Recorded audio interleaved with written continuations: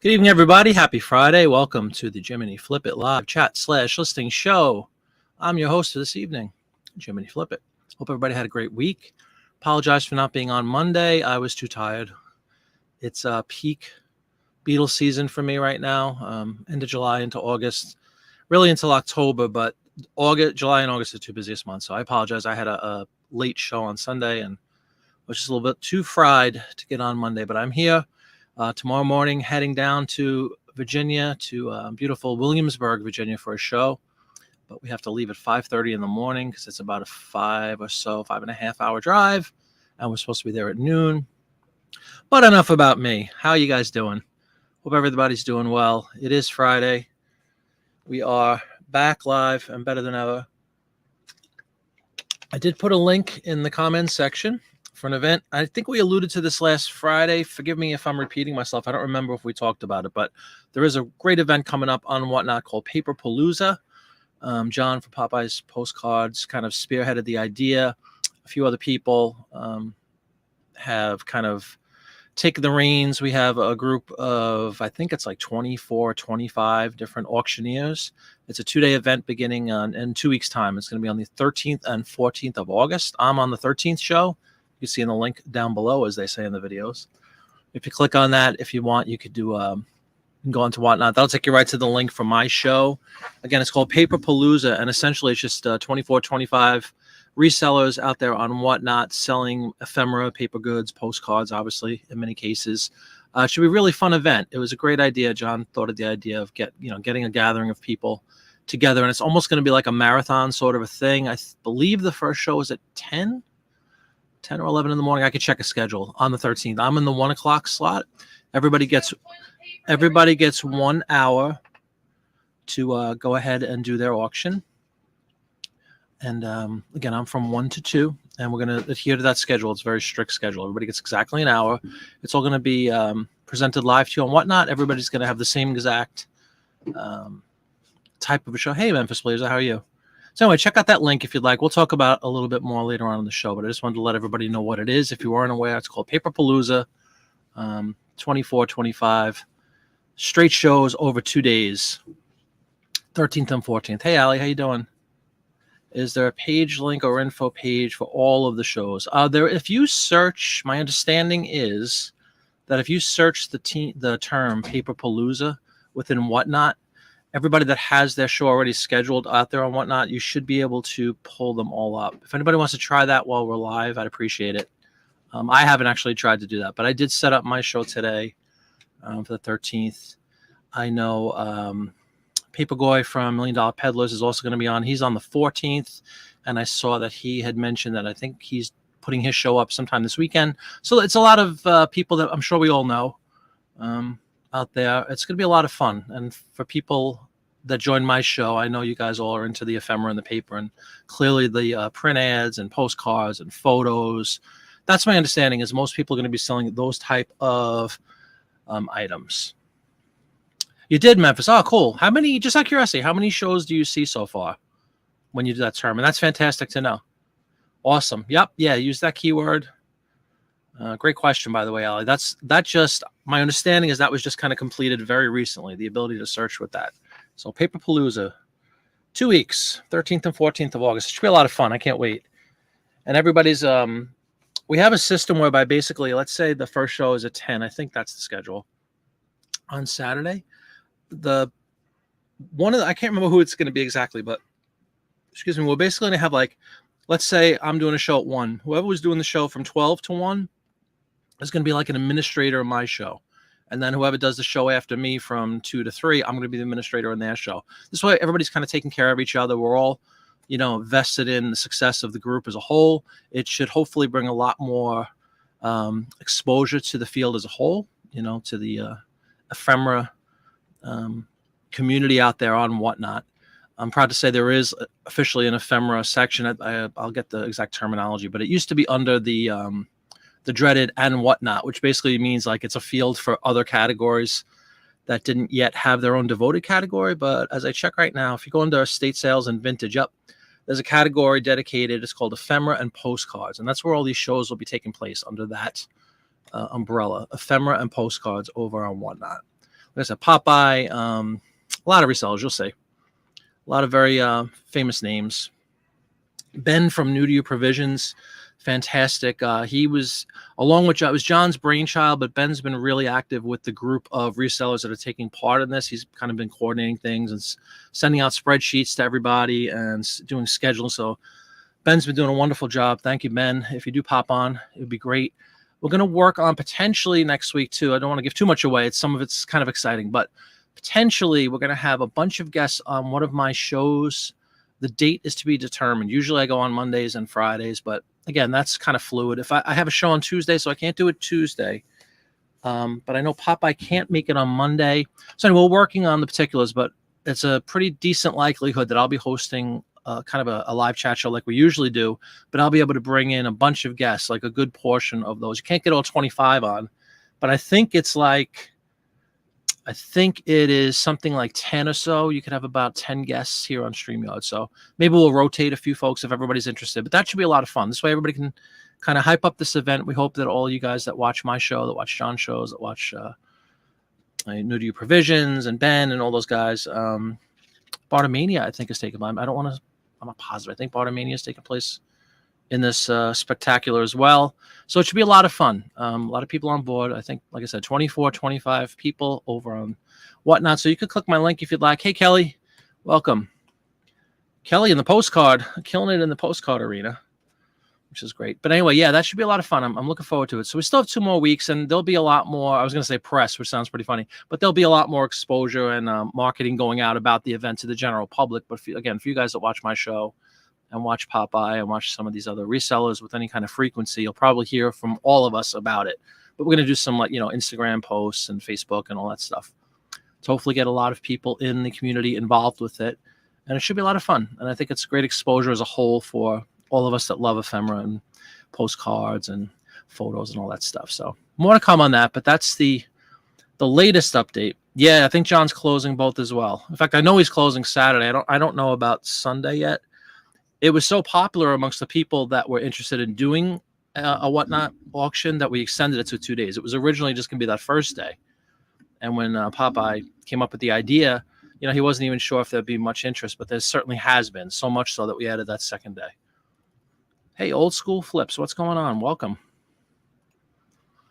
Kelly, Steve, won't be in John's auction too much tomorrow. But yeah, I know. Yeah, Kelly is, what did we joke about last week, Kelly? You're helping John fund a new home in Florida or something. He's probably going to get a summer home from all these sales on Whatnot. So God bless him. He's doing great.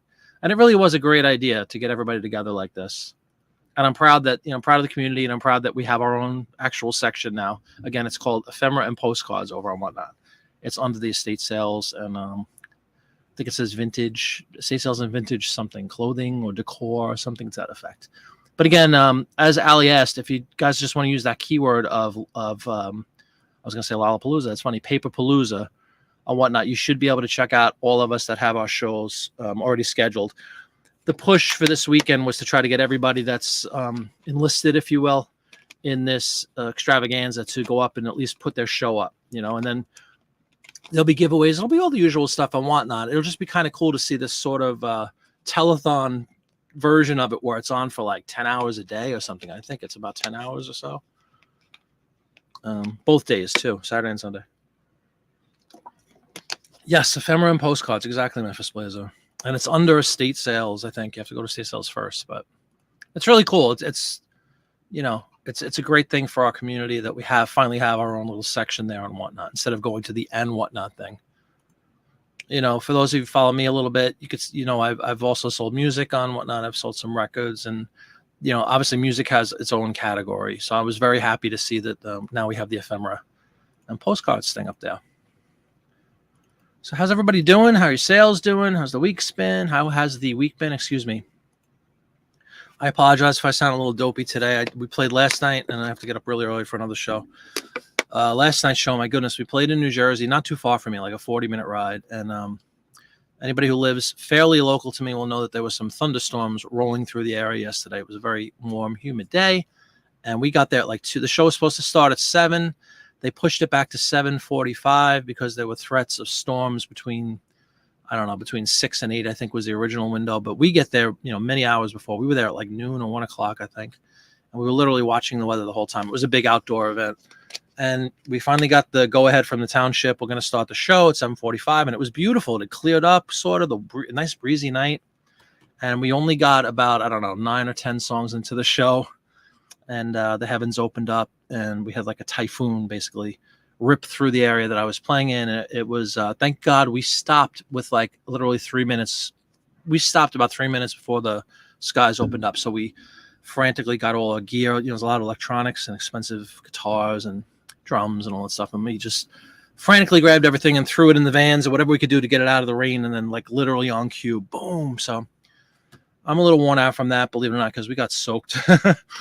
But that's the risk of playing these big things outside, unfortunately. You can't predict the weather.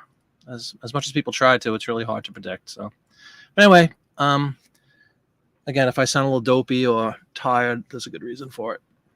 But I hope you guys are doing well. Anything new in the eBay world? We usually, focus on eBay. But again, anybody sells on Etsy or any other platform, feel free to bring up any comments or, some things that you've noticed on those other platforms. We could talk about all of them. I sell on Discogs as well. I sell on Etsy, of course, eBay.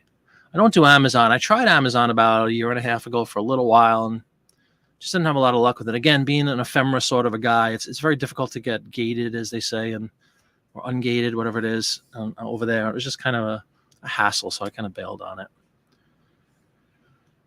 Memphis Blazer listed about 30 comic book ads this week.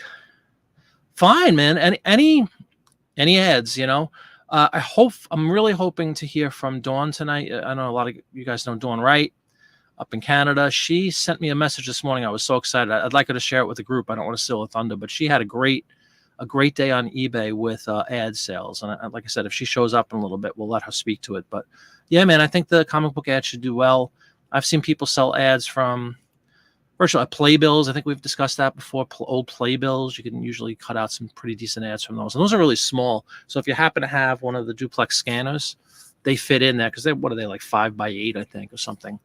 Tonight's, if we get to any listing tonight, we'll see how it goes. But if we get it to any listing tonight, I cut up a Good Housekeeping magazine from 1929, and they're 8.5x11. So I was able to shoot them through the good old duplex scanner here, which is really cool. It's just so fast, as opposed to, I'm not complaining. I love my big flatbed, but it takes time to physically put it on, hit scan, wait for it to scan, take it out, put the next one. It takes a few minutes. Whereas this thing, I think I had it on 400 DPI, and it wound up being like 21 ads, I think, for tonight. And when I say it might have taken 45 seconds to scan all of them. Really cool. So it wasn't an accident that I picked smaller form factor ads for this evening, because I said I'm still a little groggy from last night's debacle, and I have a really long weekend ahead of me and a lot of driving. So I just wanted to make sure I got something up for everybody to take a look at. But we lucked out with a Good Housekeeping, nice 8.5x11 kind of standard page, a nice mix of color and black and white ads. Yeah. So anyway, yeah, Memphis Blazer, I think that should do really well for you. I can't wait for Dawn. I really want to kind of talk about it, but I want to let her talk about it to the group when she comes in. I'm sure she will. She's probably still napping. She's notorious for doing that. Taking those siestas later in the evening, or later in the afternoon, I should say. But I'm actually going to send a little quick nudge.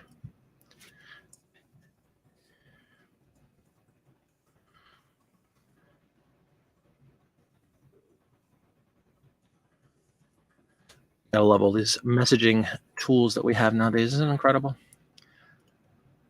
Okay. So anyway, guys, again, just let me know how you're doing. If anybody has any questions in general or any comments in general about how things are going in the world of reselling this past week, I noticed pleasantly that a lot of those glitches, the dreaded glitches on eBay that I had experienced, I guess last Friday we talked about them. It might have continued into early this week, but they've mostly been resolved on my side, where last week I ran into some major snafus around shipping. I wasn't able to ship anything out of eBay. I wasn't able to send offers to watches one day. The bulk edit options weren't working for me. So it was like a little bit of everything, basically. Anything that you could do on eBay was being finicky, to say the least. So that's kind of resolved itself, at least in mine.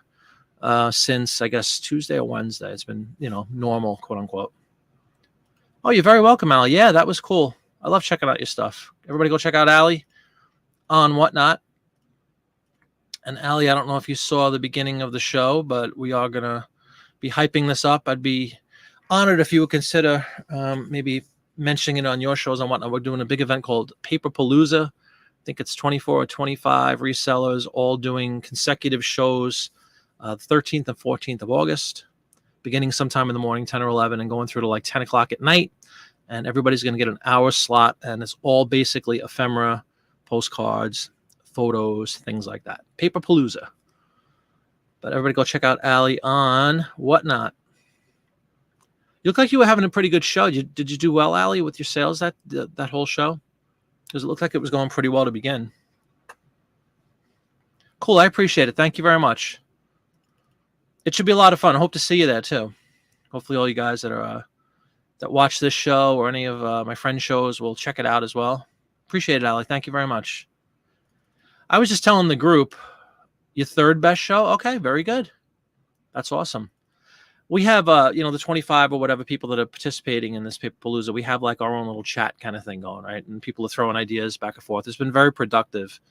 And one of the things I just mentioned a few minutes ago, I don't know if anybody's read it yet, but basically I was thinking of like getting some kind of a universal banner set up for this event that we can use for like people like Allie or anybody else who wants to promote it. Like just a picture that's consistent across all the sellers. We want to push the event itself, Paperpalooza, and then we can have like a little list, let's say, below of who's participating in it, but just kind of try to push the event. So we might create some kind of banner or something. And if we do, I will be sure to reach out to all you guys and give you a copy. If you're interested in helping promote it, you're welcome to on whatever your social media you guys prefer. But it really should be a lot of fun. And again, I'm excited about the idea was great. John Popeye came up with the idea. And I'm just excited to see the community as a whole being kind of featured in this way, especially on Whatnot. It's a good thing. Yeah, that's what I'm saying, Allie. Like some kind of banner, like a picture with the verbiage, and like we have a little everybody that, if you looked, Allie, if you did that search term for Paperpalooza, you'll notice that everybody has the same, I guess, the two flames or whatever on the word Paperpalooza. We're doing that for branding, like to be consistent across the board. Everybody that's doing a show is gonna have that same brand, and I guess that's going to help a lot with the whole ability to search on that keyword within Whatnot. So it's important for all of us that are participating to make sure we're consistent. And along those lines, I was thinking, like I said, maybe a photo, whatever you want to say, a banner or an image that we could use to give out to everybody else and use to promote it. That's consistent, so everybody has kind of the same one. It would benefit everybody, and again, bring more exposure to the genre as a whole. To people that might not be, I'm just going to say not interested. It doesn't really mean not interested, just maybe they're not aware of it and the money that can be made. So that's going to be our job. We have 2 weeks. It'll be 2 weeks from tomorrow, I guess, the first one. Hey, Bartomania, congratulations again on being monetized. I saw you had like a gift wheel or something on YouTube the other day. That was kind of cool.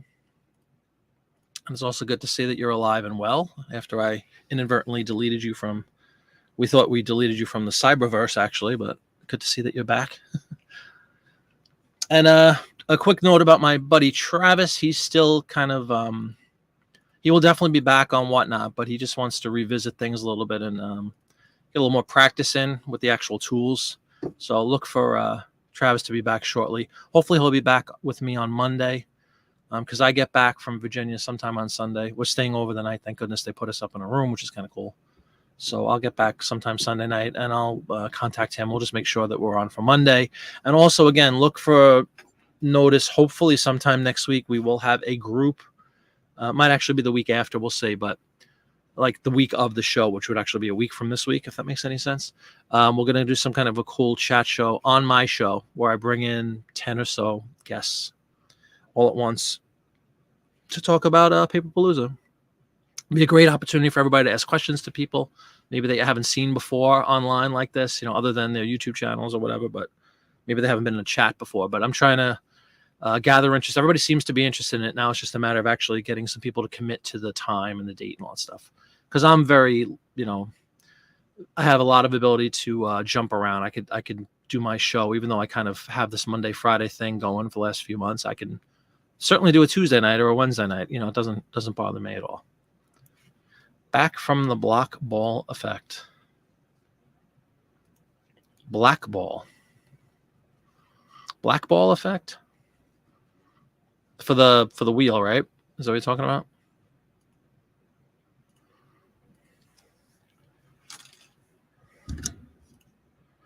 Oh, I'm getting an answer. Hold on, I'm getting an answer from somebody.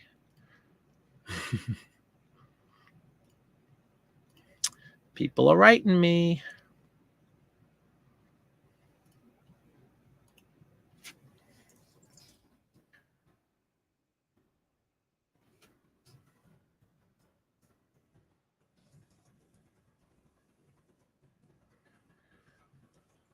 I know it's exciting watching somebody type. Sorry, folks. So just take a second. Right. Mrs. Flippett will be down shortly, by the way. She has a big baking event coming up this weekend. First time in a while. So she'll be down in back of me and back of the green screen doing some cookie stuff later on. So don't be shocked if you hear her come down. You hear the pitter-patter of her coming down with a big tray of cookies in a little bit. Yes, from when you got kicked out. Oh, blackballed. Yeah. No, completely unintentional. That was crazy. And, you know, I'm sure CJ's here, but I won't say anything because he's high on a rooftop, poised and ready to take out any would-be undesirables from the program. But again, guys, just let me know how you're doing. Depending on how I feel and turn out tonight, this might be a really quick show. We did a 4-hour show last week. Can you believe that? Last Friday was a 4-hour show. I had a lot of fun. Maybe that's why I couldn't do anything on Monday. I was still worn out from Friday, but 4-hour show. Pretty intense.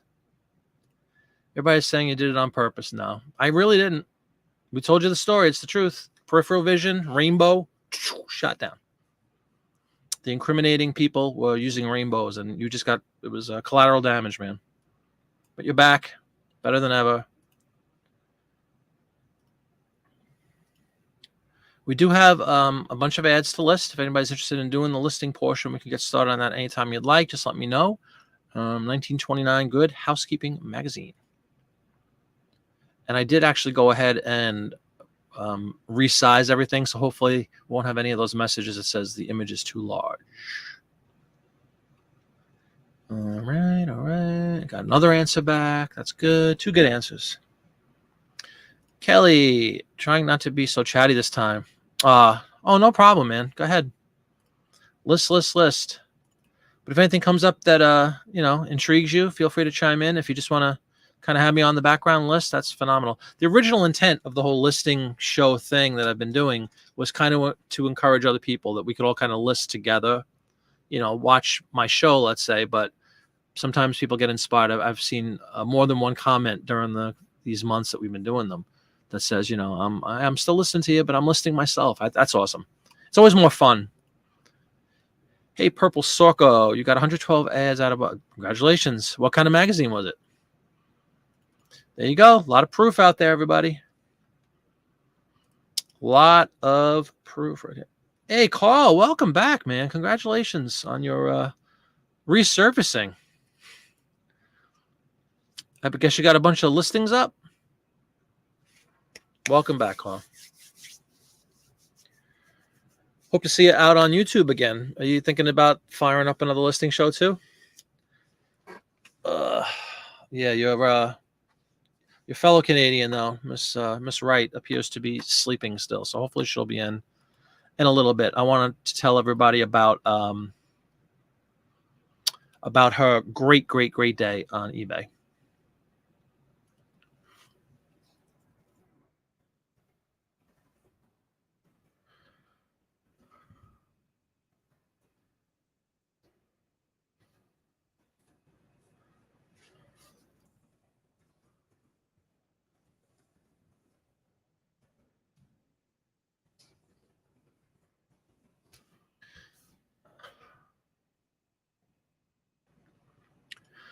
Ladies Home Journal 44, and you sold 2 already. That's fantastic. Congratulations. Just getting just getting starting for now. Starting. You've sold 30. Congratulations. That's a nice little ratio, isn't it? How many would you say you've listed so far? Purple Sorco, excuse me. Hey, Jeff. Welcome and good evening. You just listed a magazine for $180. Black belt with Bruce Wild. Bruce Lee. There you go. Good luck. Hope it sells. Black belt. Was it while he was living, or was it like a commemorative issue or something? Congratulations, Jim. You sold your first Coke ad. Very good. Very good. And welcome to the show. Thanks for joining me. You listed about 1,000. Wow, that's fast work. Very, very good.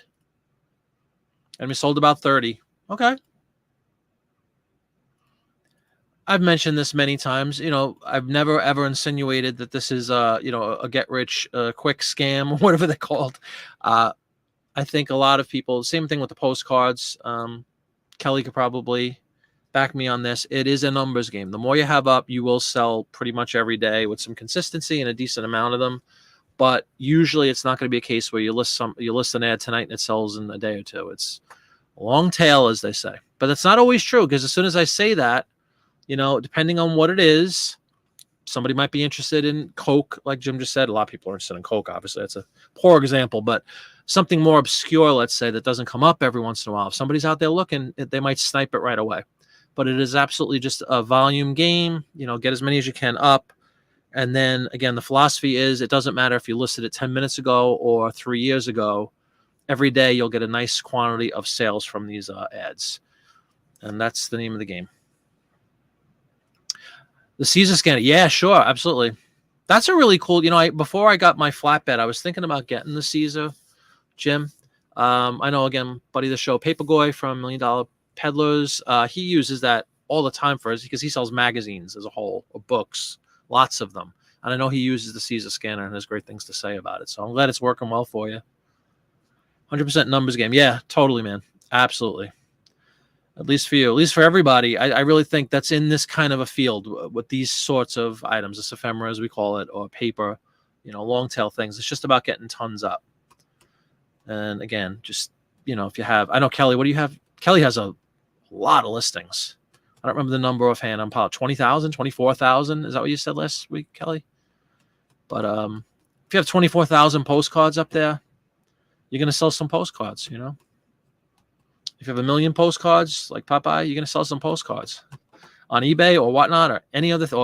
I know John used to have a booth like in an antique mall and sell them there too. So, but now you don't even need to do that when he has the success he has on whatnot. From the comfort of your own home, you can just get rid of cards and masks like that. It's amazing. 67. Assume he was still living. Yeah, 73. He died, Carl. Cool. Very, very cool. That's awesome. Good luck. I hope it sells. Were there any comps out there, Carl, on that one, on the Black Belt magazine? I haven't seen Black Belt magazine. Postcards have a higher sell rate, but ads take up so little space and it's so easy to list. I agree, Purple. It's also it's not as common a field as postcards. Postcards collectors have been out there for 100 years, literally. Whereas I think the print ad thing is still relatively obscure.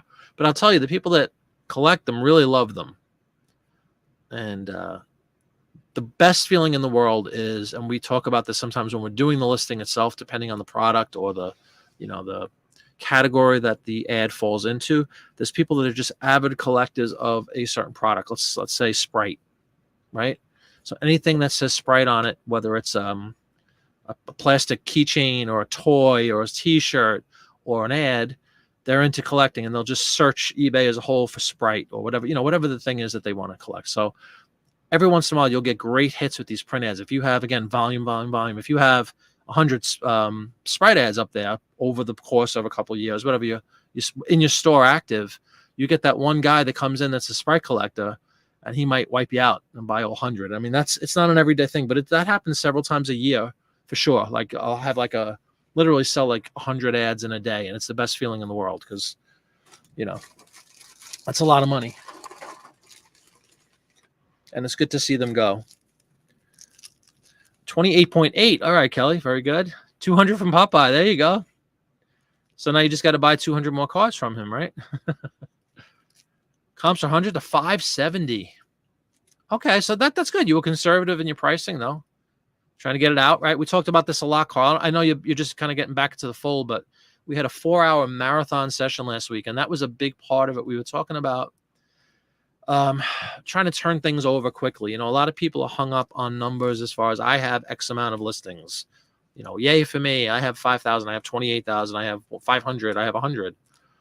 And that's all fair and good, but really you want to sell. You just want to sell as many as possible. I don't want 5,000 listings sitting there continuously, seemingly endlessly.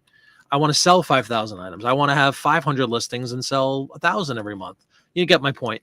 Not to be hung up on the amount of listings you have. You really want to make sure that you sell as many as you can. So when you have long tail things like postcards and print ads and books in some instances and magazines, you just got to really get those numbers up to make sure you're going to be able to make a living selling these things. If you only have, no offense to anybody who has it, but if you only have like 100 postcards in your store or whatever, you're not going to make a living selling postcards. You need volume. People buy multiples. Yes, exactly. Yep. Oh, Tampax. Yeah. Very seriously. We've talked about this on many a listing show. Those things sell. Those ads, very, very popular. Hey, Artie, Mike, Guten Tag. Or is it Guten Nacht at this point? If that's the right term. 6:30 here in the East. Welcome aboard, Artie. Mike.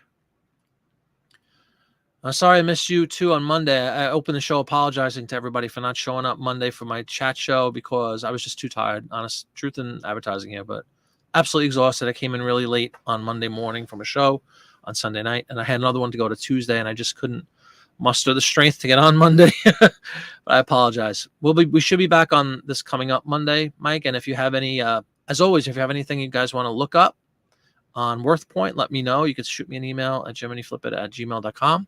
And then on Monday nights, my buddy Travis is kind enough to share his subscription with everybody for, I was going to say whatnot, for, what is it called? What's the other program called? I'm losing my mind. WorthPoint. He'll look up anything you guys want to look up on WorthPoint. Agreed. You come across big stores and I look at their sold page and they move maybe a couple items a week. You got to research your items, fair prices. Absolutely. Yeah, and I think to Carl's point about pricing his at 180 when the range is 100 to 550 or whatever, that's a good approach and a good way to get things moving. You're greedy. Turnover is not number one for me. The market has turned, so I might really look at that. Yeah, exactly. That's a great point too, Carl. Yeah, greed isn't always good. Profit is great though. Assuming you picked up that magazine for $5 or something, I'm sure you'll take the $1.80 on it, won't you? I'll take that every day. Do I have a tip jar at the events? What events? You talking about the Paperpalooza? Maybe we'll have a virtual tip jar. I wonder if we could do a tip jar and whatnot. I'm not sure what you're talking about, Mike. What event?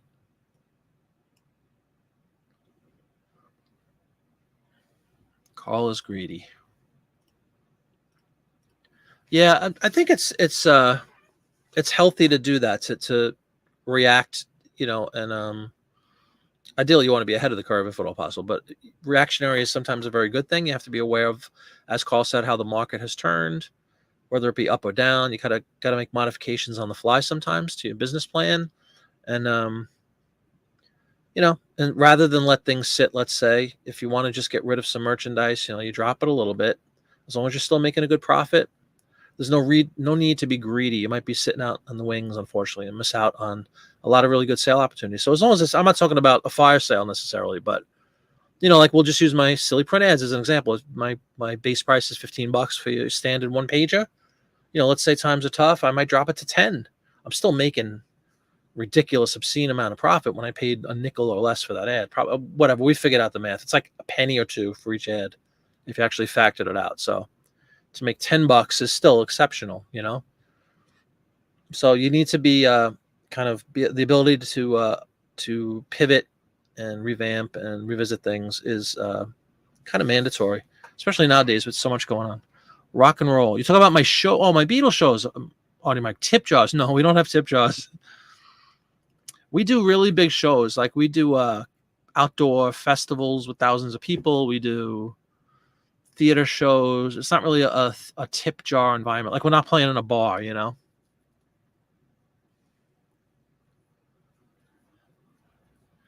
Oh, I have a whatnot compadre here. I guess just like we were just talking about potentially getting some sort of banner together. Somebody just wrote about that. Well, anyway, you paid 50. Oh wow, okay. But still, you're tripling your money essentially with if you get your $1.80, right? That's pretty cool. Yeah, that's awesome.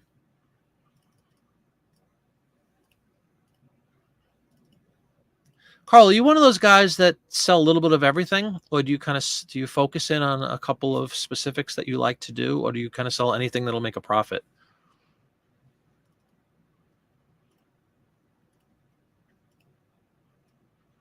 I've seen so many videos out there and heard so many people talk about niching down, I think is the expression that they use, that you start off with this hodgepodge and you kind of want to sell everything you have. And most people I know look around the house, and I did too, and I still do because we still have a lot of junk, but look around the house for things that they might be able to get rid of, right? To get started on eBay and build up a little bit of a little momentum and get some sales under their belt. And then I think a lot of people over time, they kind of hone in on a specific category or two or three, let's say, and focus on that. And they want to become experts in one field, be it postcards or electronics or clothing. And then this phrase now that's become in vogue is, niching down to just focus on that one or two instead of being so, universal and selling anything under the sun that'll make a profit. I haven't really, I guess if you looked at my store and you saw the numbers, my niche is certainly print ads. It's probably like 2/3 of my store. But I still have a lot of variety. The remaining third is like everything under the sun. And I'm thinking about that whole niche down philosophy. But if I was to niche down, quote unquote, I'd always have the print ads because I just have so many of them. They're not, I would have to have a lot more volume to make the money I make on everything across the board. Let's just put it that way, than just the print ads. If I had like 10,000 print ads up, I'd probably be in a really good position to just do print ads. But I don't have that. I could conceptually easily get 10,000. I keep pointing this way because maybe I'll do a video showing the racks and racks of magazines I still have that haven't even been opened yet. But I think we figured out that we could easily get 100,000 ads potentially. And so if I had, if I had Popeye quantity, or in this case, Kelly quantity of the print ads, I'd be sitting pretty if I had them all listed. So, and then I could truly be, niche specific and just do the ephemera and the print ads. But again, I'm kind of across the board. I have a lot of records still that I really enjoy doing, and they do pretty well for me. But it's an interesting thought, and I see a lot of people talking about that, especially a lot of people that have been out there for a while. They like to, quote unquote, niche down at some point and just kind of focus. And I definitely understand the philosophy, become an expert, quote unquote, in a certain field. It's kind of cool. If you have a well that you can keep going back to, a good sourcing well, and a place that you're always going to make money from. You sell anything you can easily ship, okay. But I like stuff that sells for 30 plus. Yeah, see, I understand that totally too. You'd be bored with a niche. There's a lot of people like that too. I guess for me, it depends on what the niche is. Again, if I could make a living selling nothing but records, I would, because that's something I just personally love, Almost 100%. You've met a few niches or even one. Hey, Jody, how you doing? Hope you're having a good week too. I saw your message about your kitty cat. I hope she's doing well. Please keep us posted. And yes, she is in our prayers. Big animal lover here, obviously. I'm a dog guy, but we had a cat briefly several years ago. Anyway, love animals, love pets. So I hope she's doing well and gets back on her feet really quickly. Used to do books and hardware on Amazon. Clothes, sneakers on Posh. Oh, okay, so you had specific sites for product types. Ultimately, you cut everything except for ephemera. Yeah, you get into the whole thing with storage and shipping and all that kind of stuff with those bigger items. And again, to each their own. There's people that sell used electronics and make a fortune on that, and that's all great. But there are considerations like there are for everything. A lot of storage. again, the thing that I shy away from, even with clothing, which, and I'm not saying anything new here, but again, knock on wood, I almost never, I haven't had a return in eons, and I would get really aggravated by stuff like that. Clothing, there's just so many. I don't know what the return rate is exactly, but it's got to be pretty high. The electronic stuff, same thing. Returns, scams. Forget cell phones. Tons of scams. Yeah, you make money, but you got to deal with a lot of hassles and a lot of idiots and a lot of returns and a lot of scams. And so it's all a matter of personal preference, what you're willing to deal with. And then the whole storage element, like we've alluded to here. It is nice. Again, I know Kelly can speak to this. You could store 100,000 postcards on a couple of these shelves because they're so small and light. You don't have a sourcing honey hole. Yeah, exactly. Oh, that's fantastic. Good, Jody. And thank you for the video. Jody did a really cool video a couple of days ago. She was kind enough to purchase some stuff for me on a Whatnot show a week or two ago. And she did an unboxing sort of a video of the box I sent her, which was kind of cool. So go check that out, everybody. In fact, let me put a link to Jody's page and that video. It was really cool. And she said some nice things about my shipping technique and all that. So I appreciate that, Jody. Thank you. I'm just going to put a link to that video really quickly. And great title. She, the art of the title and getting people in. Her title was Sealed Packages for 24 Years. Let's open it. So you get that instant curiosity. I would be curious. Yeah, check that out, everybody, if you get a chance. Nice video. Jody over at Marketplace Boutique. You can see all the goodies she picked up for me on Whatnot. You started with postcards. A lot of people seems to have started with postcards. Then branched out to ephemera in general. My second store is now 2/3 ads. Oh, cool. Make it mostly ads, yeah. I've talked about this with several friends in the industry, that are other resellers, about the notion of potentially, because like I said, I think about 2/3 of my store is probably print ads at this point. So I'm tempted to potentially create a store solely devoted to ads. But then the thing I'm down about that is then you're really starting from scratch, the whole thing of a new store and all that kind of stuff, and limitations to listings and all of that stuff. So I think if I was ever to do it, I would make the new store everything else and just maintain my current store, which has the lion's share of the listings in print ads. This way I'm not giving up any momentum I have and from a few years of doing it. If I was, I could start a new store, quote unquote, and then just put all the other junk, the records and the whatever else I have. I have a lot of Disney stuff. All that stuff could kind of be in maybe its own store. But again, you're starting from scratch. I wish there was a way you could sort of clone your existing store. You know what I mean? And carry over all your feedback and all that stuff, and then just kind of start listing under a new banner. But I don't think that's an option, unfortunately. Allie's still selling a variety for me. You're trying to figure out your favorites to list, and we'll eventually. Yeah, there you go.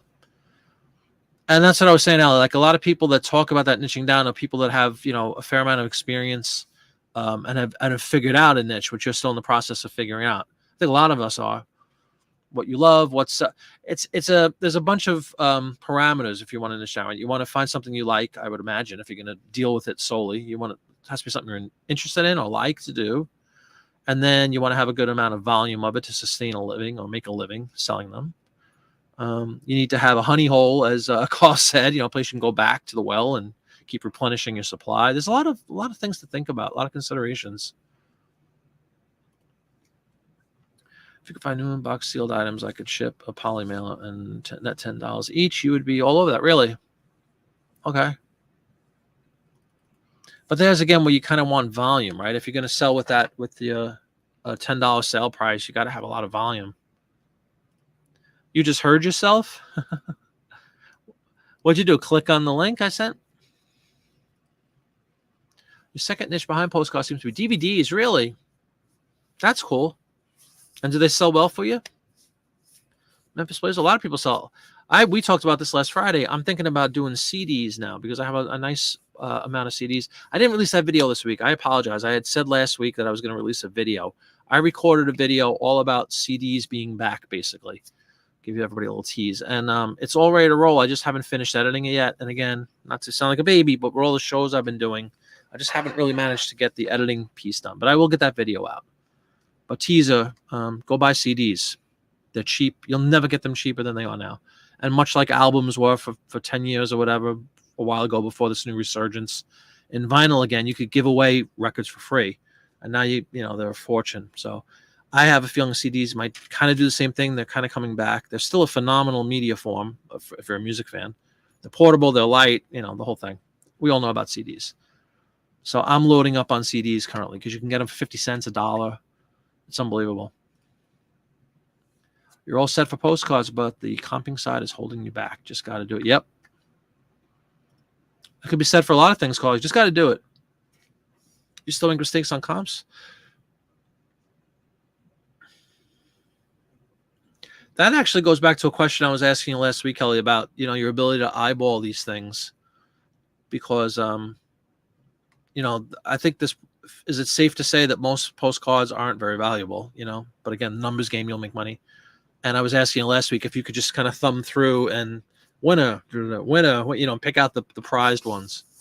But I can understand, even if you really are well versed in that stuff, it's always possible that one could slip through the cracks. There's a lot of paper out there.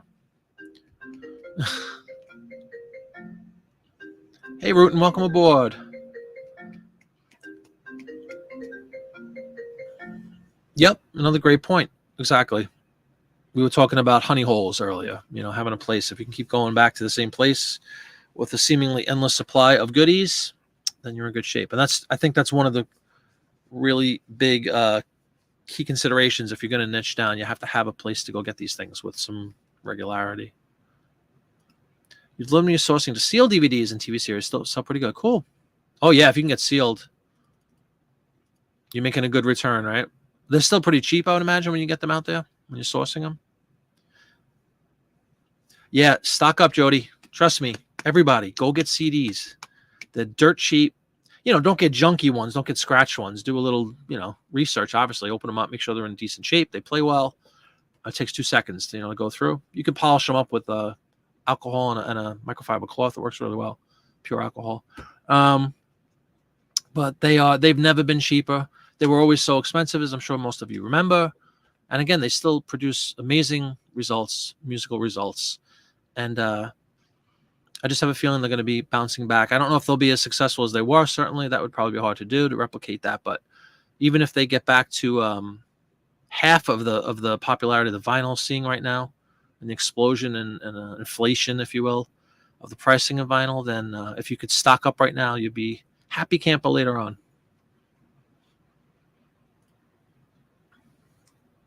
Agreed, Carl. Absolutely. Sealed stuff is good.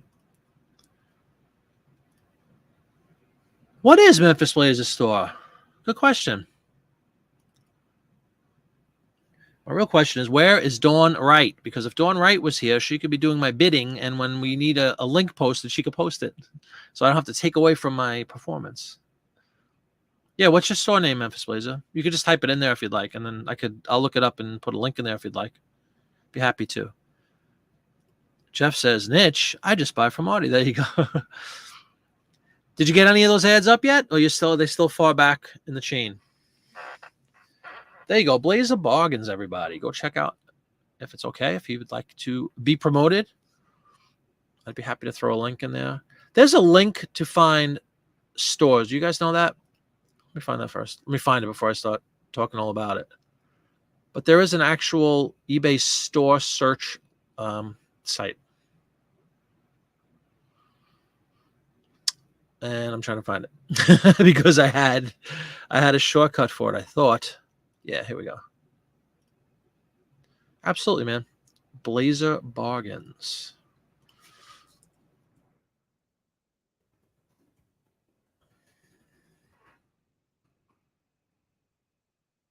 I think we got it. Do you have a little dragon on your as your picture? I think, yeah, it's got to be you. A lot of DVDs.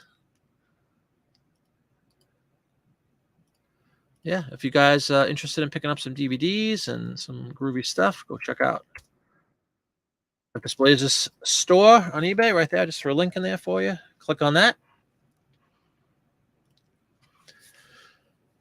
It was Danvers State Hospital for the Insane. Oh, I've heard that those things sell really well, by the way. Insane asylums and stuff. anything from those stuff. Photos, postcards, dollar auction, best offer enabled. Someone offered me $10 and I took it because you paid 25 cents. Quick nickel, isn't that the catchphrase? Quick nickel. You are welcome. Done, and you sold a couple. Very cool, man. Congratulations. Yeah, go check out Memphis Blazer store with a shopping cart. Make sure that's click on that link then for me, Memphis. Make sure that's you, because it looks like it has a little dragon guy, and then you have a bunch of DVDs.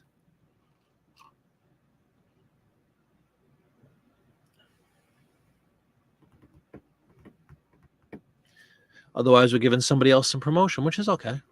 But I want to make sure you get yours. Mostly cool postcards, but other neat items. Did you have that?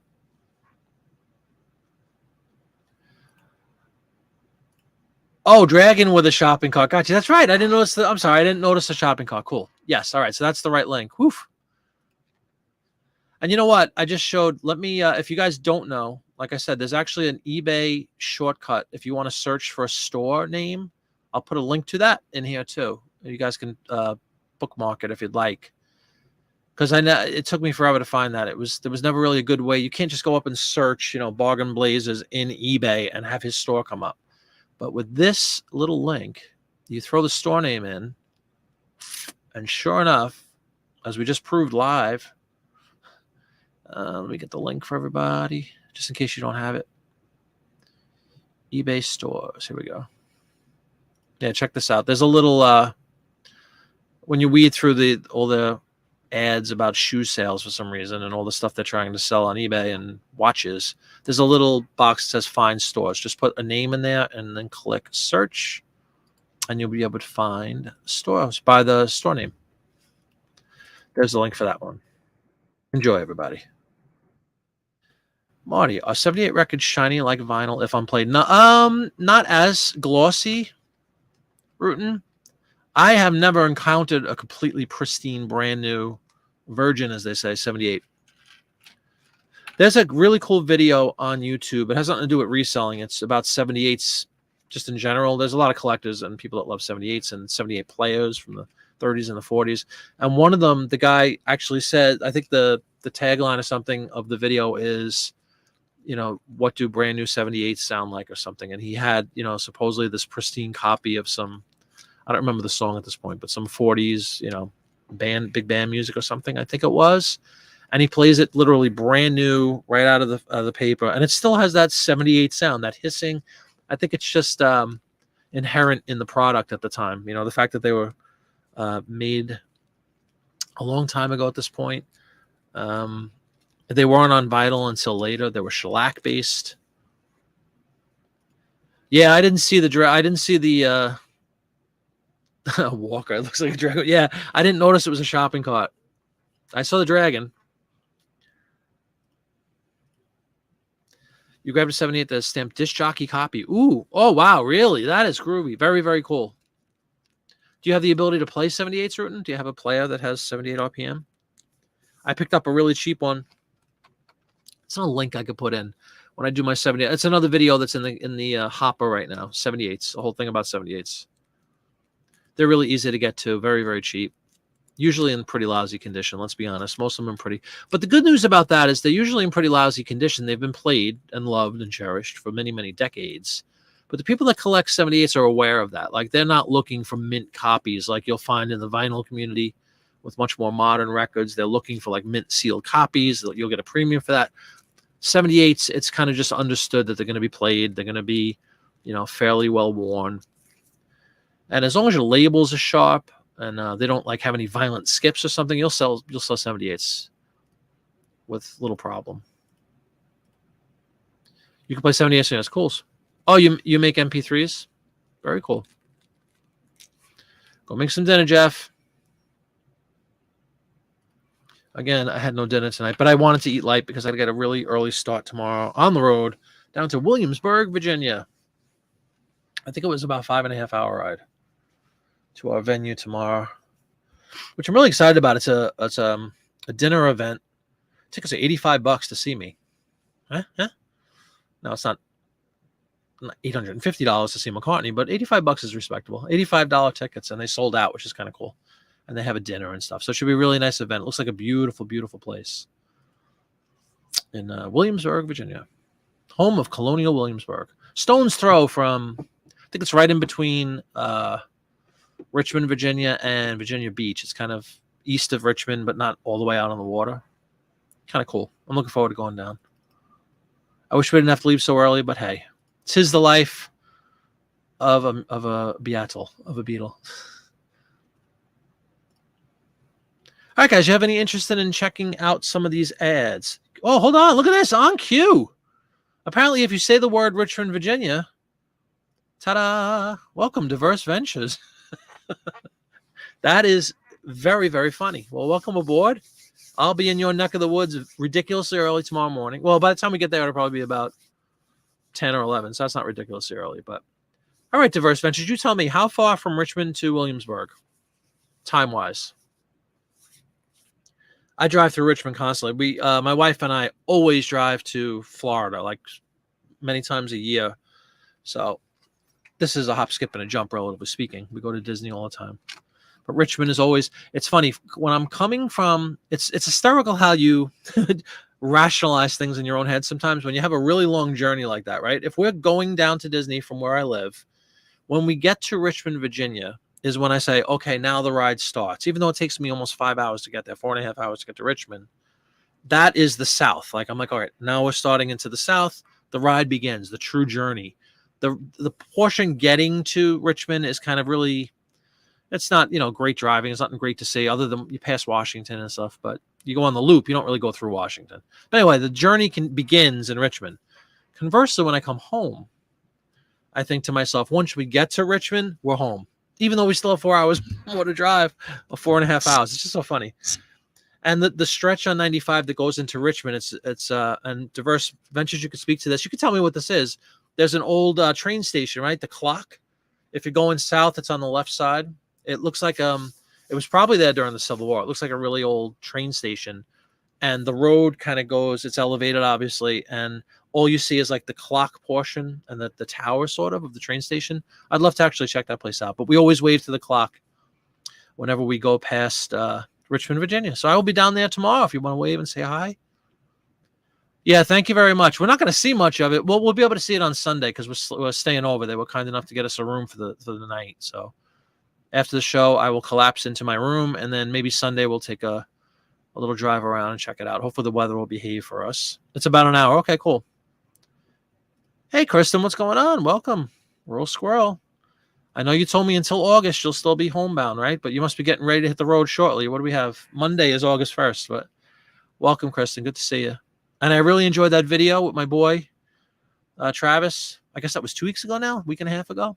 Really cool video. Go check out Kristen, Rural Squirrel, on the YouTubes.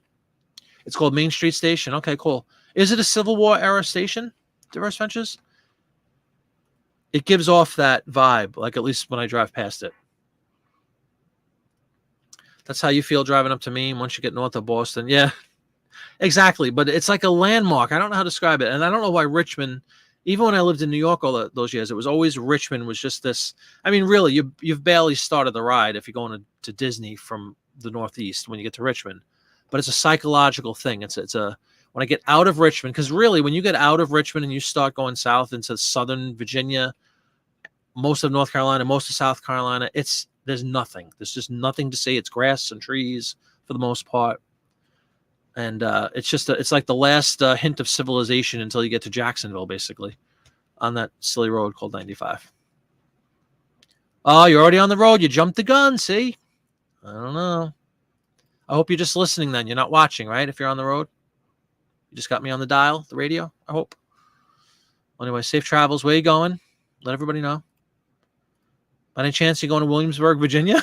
Because if you are, you could hear us play tomorrow.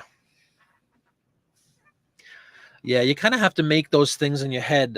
When you have these long drives, I'm sure Rural Squirrel can speak to this. She drives all over the country. You have these little landmarks in your head, and it helps you get through these long, long drives a lot. If you say, okay, if I can just make it to name your town and name your city. And for me, Richmond is that point.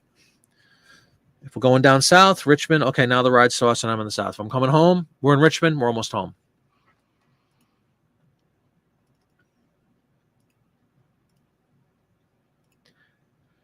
Post-war, 1901, okay. So much for that theory. I thought it was a lot older than that. Just up the hill is St. John's Church. Give me a little bit of give it. Sure. Nice. It's funny, diverse ventures, no exaggeration, I've passed through Virginia hundreds of times, through Richmond, but I've never actually stayed there, ever. And there was obviously a lot of history there, so maybe one trip we'll actually hang out and do Richmond. And you could give me all the hot spots to go to. Like, we got to check out St. John's Church now. It must be, even though it's 1901, is it a pretty beautiful station? I'm sure it's really nice inside.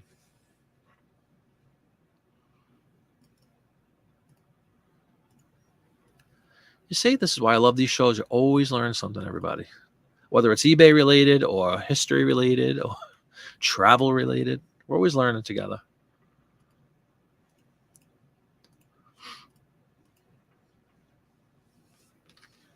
All right, guys. Anybody want to do any listing? Let me know. And we can get started on a couple listings. If you just want to chat, we're welcome to just chat. You're sitting here with a bunch of grandbabies. Ah, beautiful. The Berkeley Plantation in Richmond. Okay, cool. Yeah, I mean, the history alone justifies a trip to Richmond. And I'm sure, like almost every city, there's probably bad areas and good areas. That's always the risk when you visit a new place. You might just go strolling right into a bad area, not knowing it. So it's good to do a little research before you enter the town. Berkeley Plantation, that's cool. Fingers crossed we'll get back to St. Louis and Kansas City. Very cool. So you are heading towards us a little bit, but you're still out in the Midwest.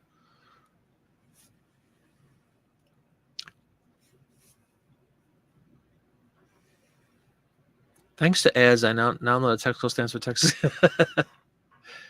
Yeah. You're right. Thanks to ads. How many things have we learned collectively doing all these listing shows when we do list? Haven't listed on a listing show in a couple of shows, apparently, but that's okay. Driving into the Stabby area. Yeah, that's what I'm saying. You just got to be careful. I'm not picking on poor old Richmond. Obviously, every town in the country has an element of that, unfortunately. So you just got to be smart. I'm sure Williamsburg has a lousy area of Williamsburg, but the place we're playing, I mean, it truly looks beautiful. It's a brand new facility. I can actually tell everybody what it is because it's ticketed and it's sold out. It's called the Main of Williamsburg, and it's a brand new facility. They had just opened, I don't know, a year or two ago at the most. 2 times we were supposed to play there and they had to cancel because of the dreaded thing that happened. So I'm so happy that this one, that we're finally getting down there and that it's sold out. But if you guys want to check this place out, it is seriously gorgeous. I can't wait to get down and play.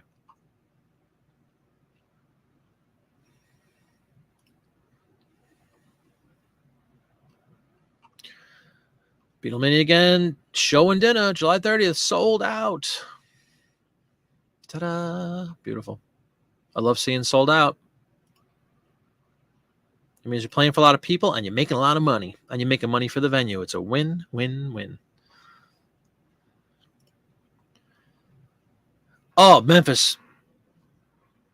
Now you're talking, where's Winter Crow once again, but you are talking my language, man. You are talking my language. My wife and I we have an interest. What you said, you have a thing. Okay, we have an interest in cemeteries as well. Really, honestly, for the historical element of cemeteries and reading the cool graves and old graves. Hollywood Cemetery, James Monroe, John Tyler. There you go. See, that has to be done now. Being from New York, I used to work a block away from Trinity Church in Manhattan. A lot of very famous people, Revolutionary era people buried there. And it's awesome to just see all the, the gravestones of Hamilton is there. I think Aaron Burr is there too. I'm not sure. That's awesome though. Memphis Blazer, have you ever checked out a YouTube channel called Hollywood Graveyard? This is an unsolicited promo for this guy. He does great work. Pretty young guy, I guess. I don't know. Has a channel called Hollywood Graveyard, and it's basically he goes all around the country. Focuses usually on, based on the name Hollywood, right? It's usually based out of LA, but he goes all over the country, even all over the world, and does amazing shows dedicated to famous people and their grave sites. It's really cool. Hollywood Graveyard. It's contagious. Trust me. You start watching those things. He does amazing work, amazing cinematography. It's really well done. Nice music, very respectful. You know, he teaches you a little bit about each person that he visits and what they were known for and how they died and where they're buried. Very cool. Yes. Thank you. You too. Oh, yeah, we'll see you Monday. Travis should be back on Monday. I will confirm that on Sunday when I get home. But hopefully he will be back. Oh, Burrs in Princeton? Okay, cool. Hamilton's in Trinity, though. There's a bunch of people in Trinity Church. It's old. I drive through Princeton constantly, going to shows, too, when we play in Jersey from my area. Like, we're down in, speaking of Jersey, we have, after this Virginia thing, we're playing in a town called Sea Isle City, New Jersey. It's just like one of those shore beach towns, but the venue is really nice. It's an outdoor, like a band shell kind of thing, almost like the Hollywood Bowl. Not quite as big as the Hollywood Bowl, but that sort of an arrangement. And we played not this just recently 4th of July, but last year's 4th of July down there. It was the 5th of July, I think. We had like 5,000 people show up. That was really nice. Then we're playing in Woodbridge, and we're playing in Ocean City, Maryland in August. And we're playing in Berkeley Heights, New Jersey in August. And we're playing in a lot of Jersey shows in August. But we kick it off. Well, we end July down in Williamsburg. And then we kick off August in Sea Isle City, New Jersey. Should be a lot of fun.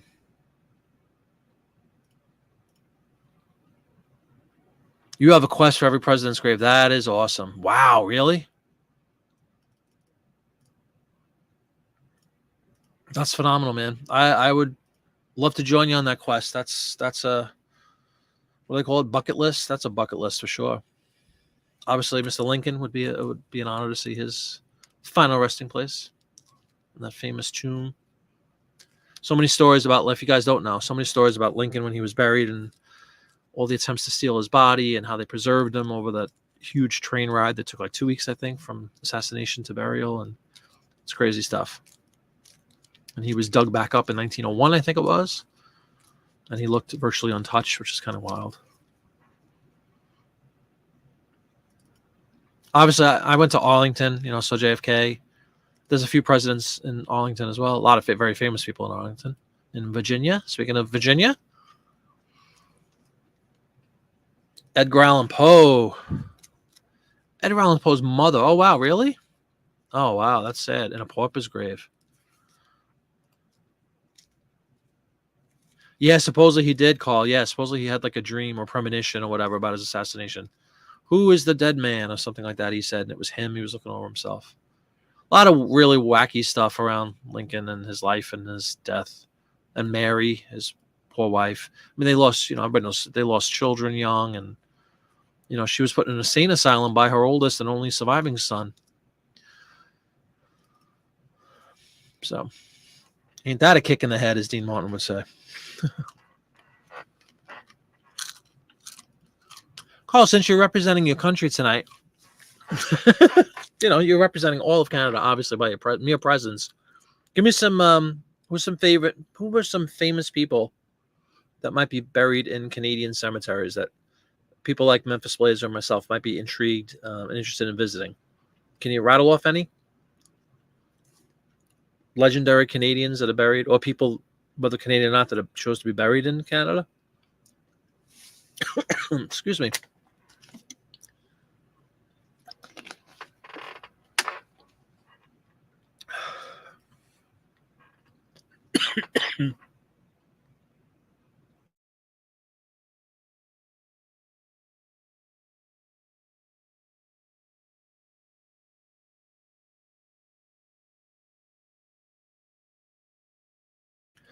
Sorry, everybody. It's been a few shows since I've had a live choking attack on the air, but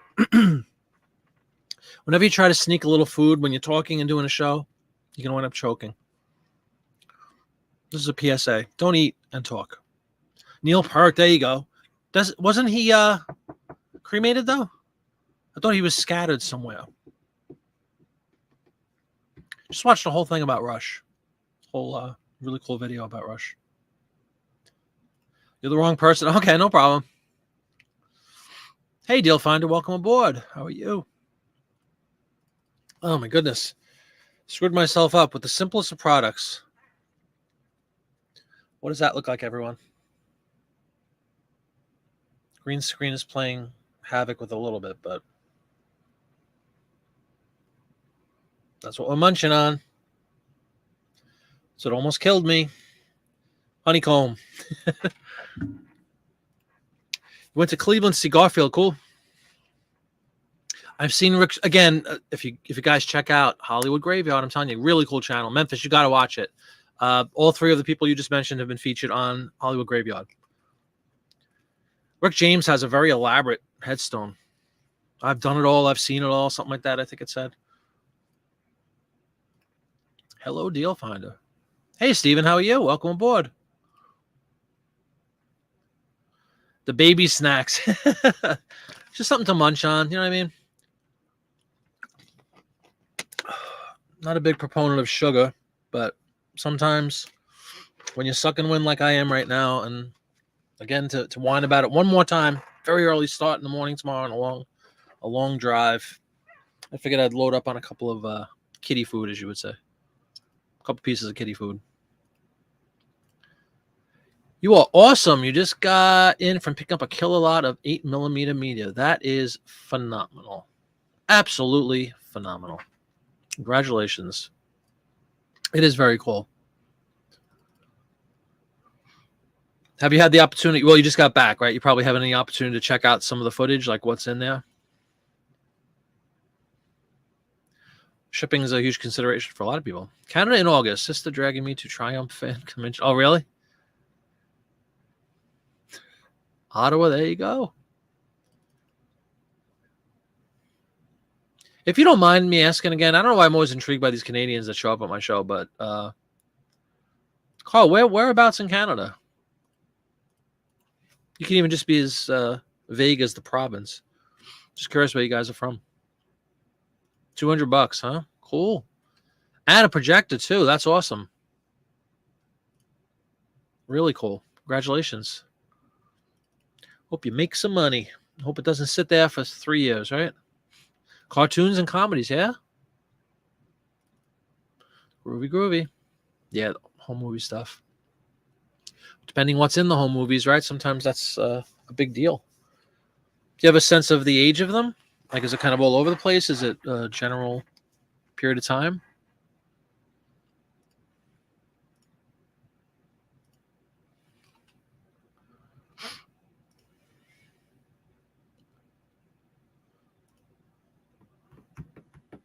Do-do-do-do. Do-do-do-do.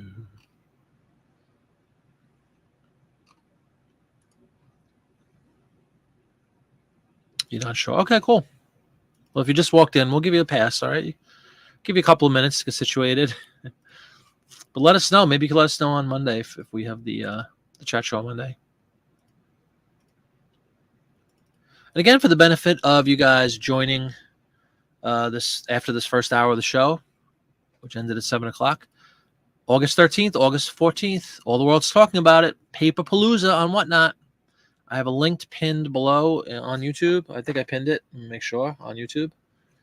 But yeah, I clicked it. You can click on that. It's really going to be a cool event. About 24 or 25 people so far, all selling ephemera in consecutive programs on Whatnot. So it's just going to be like 10 o'clock, 11 o'clock, 1 o'clock. We all get 1 hour slots. I am 1 p.m. on Saturday the 13th. I'll be doing some vintage print ads, wouldn't you know it. But it's all ephemera, postcards, photos, things of that ilk. It's kind of like a marathon session over on Whatnot. It was the brainchild of Mr. Popeye's Postcards. Great idea. And we're still... we have most of the particulars sorted out. We have a schedule, preliminary schedule. And if you go into Whatnot, Ali asked earlier on the show, if you search the term Paperpalooza within Whatnot, you'll see all of us out there that have a show scheduled already. And we're trying to be consistent with branding, using this Paper Palooza thing. Everybody's helping each other out. We're going to be supporting each other, and it's great exposure for the genre in general, for ephemera lovers and paper lovers, like I know all of us are. And it's going to be really, really a cool event, a one of a kind thing. I don't think anybody's done that yet. So check us out. You can click that link to go to mine if you want to bookmark it over on Whatnot. Go ahead. But John's involved. Popeye, Ben is involved. A lot of people all of us probably are aware of, are all involved in this big shindig on the 13th and 14th. So 2 weeks time. I can't wait for that. I'm really looking forward to being part of it.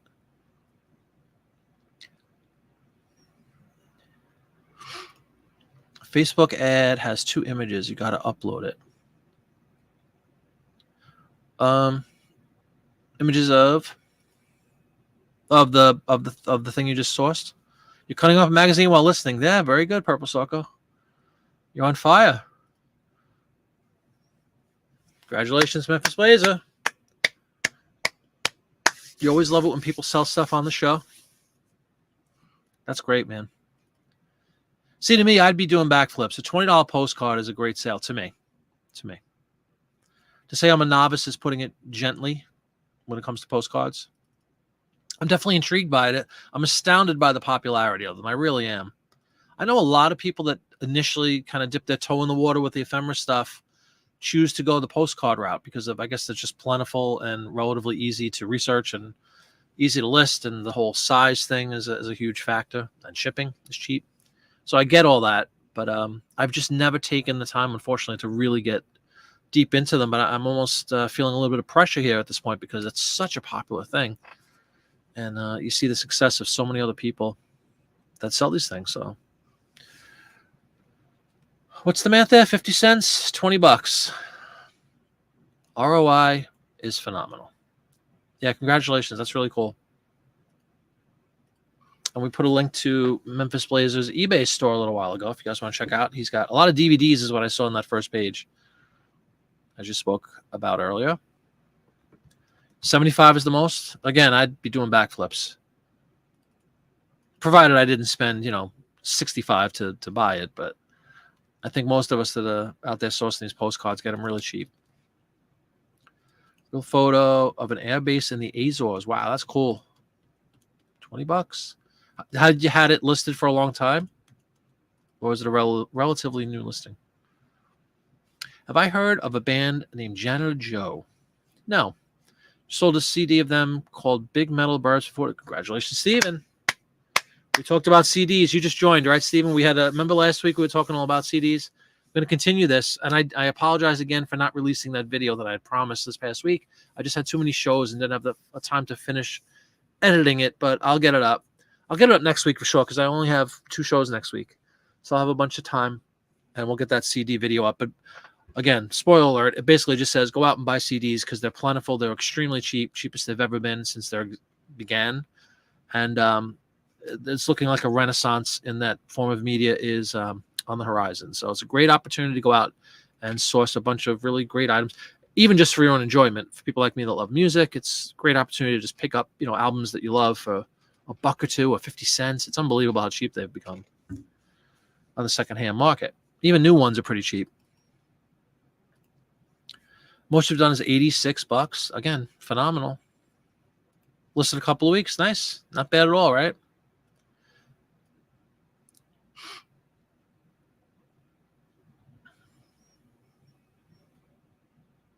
Actually, Kelly, if you're still on, what's your top postcard sale value-wise?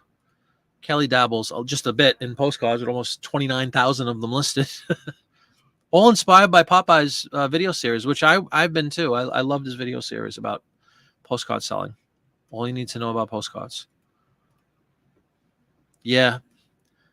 Because I guess the thing is, that's a little bit of a catch-22. They're such a popular thing. And you could spend a lot of time researching them and doing comps, as they say, right, on all these things. It's going to be Kelly, who's kind of a protege of Popeye and a great seller of postcards, said even he lets like once or twice they'll slip through the cracks. He'll get rid of one for $10. He finds out it was worth 100, I think is what he said. Yeah, Kelly. Oh, the AC crank it. Yeah. I was just curious because people are talking about their highest sale price they've ever received on a postcard. And I figure you sell so many, You probably have a big number to throw at us. Rootin saying 75 for a slideshow, large lady. A sideshow. Okay, yeah. Circus freak, as they say. Cool. $75.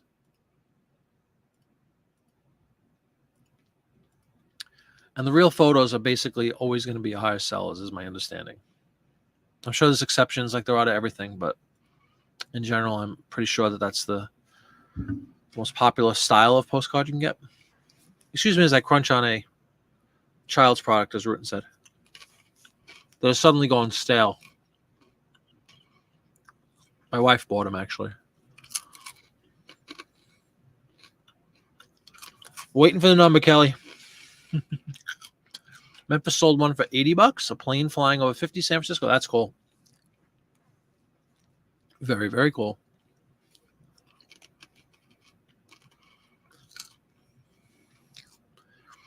Kelly's going through the his sold listings to see what the number is. I'm sure he sold one for a lot of money. When you saw that many of them, there's sure to be some winners in there.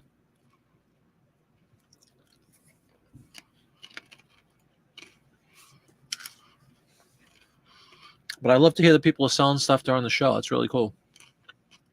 Most of the time, says Steven. Highest, although you've sold others for decent money. Cool.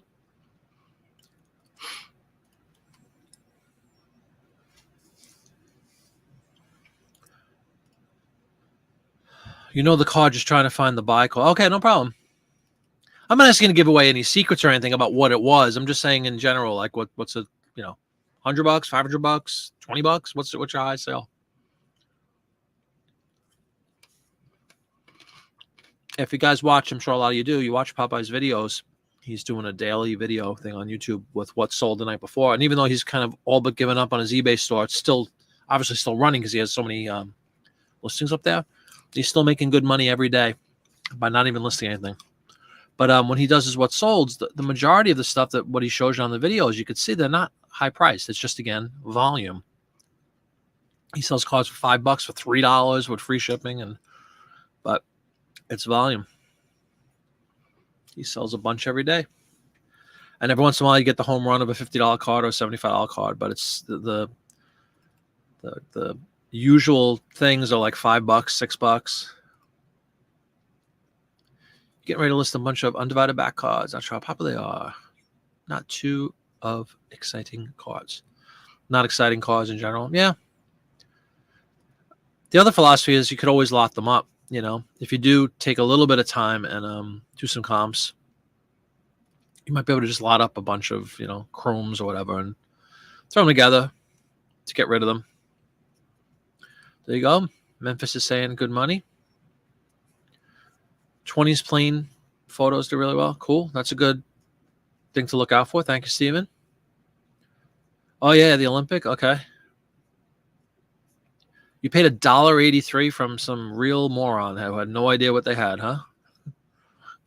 $185. There you go. That's your big one. That's awesome. There's a bolo, everybody. I'm sure there's millions of those out there, he says jokingly. A lot of them are, right, Rutan? A lot of them say made in Germany on the back. That's in John's video series. He talks about that. He talks about the differences between, it's as basic as that. What is a divided back? What is this? What's a chrome? What's a, whatever the other styles are called. What's the, my goodness. I'm not going to try to talk postcards because I'll get destroyed. I don't know all the terminology, but I remember that, the chromes, and I remember the divided backs, and there's certain artists that are infamous for doing, great work on postcards that are highly collectible. He talks about that. He talks often about the real photos. A lot of them are one of a kind, which is always cool if you have a one of a kind. I mean, there's probably a ton of duds, too, just some guy standing there in front of a bush or whatever, But volume with those, and then once in a while you hit on something like Kelly, finds the Titanic sister, buys it for $1.83. Yeah, that's very, very true. Yep, I've seen a lot from Germany, too. Yeah, that's a phenomenal job, man. But obviously not the kind of thing that's going to come, into your lap every day. That's the other benefit of volume. Law of averages is going to say that if you just keep buying these things in mass, eventually you're going to come across a couple of real cool ones like that. Made drafts of a bunch of QE ship ephemera today. Oh, yeah? That's awesome. Wow. You have like menus and all that kind of stuff. And that would be cool to see. I will check out your store. Let me know when they get listed because I want to check them out.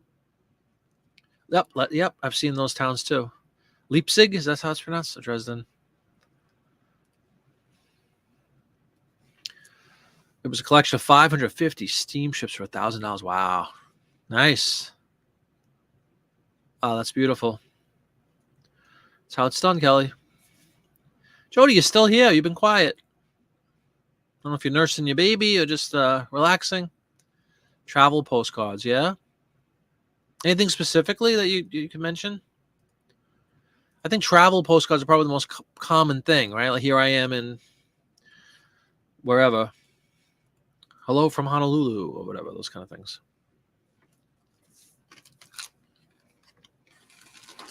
As he reaches for more honeycomb. Ah, beautiful. Pet the belly. Hope she's relaxed and comfortable.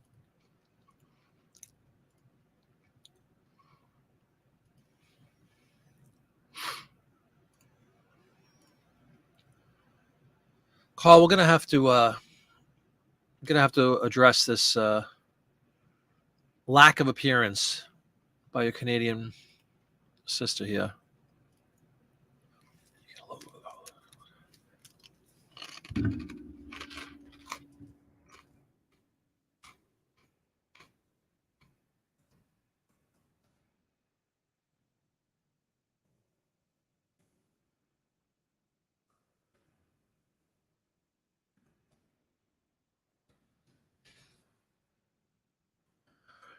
Ready.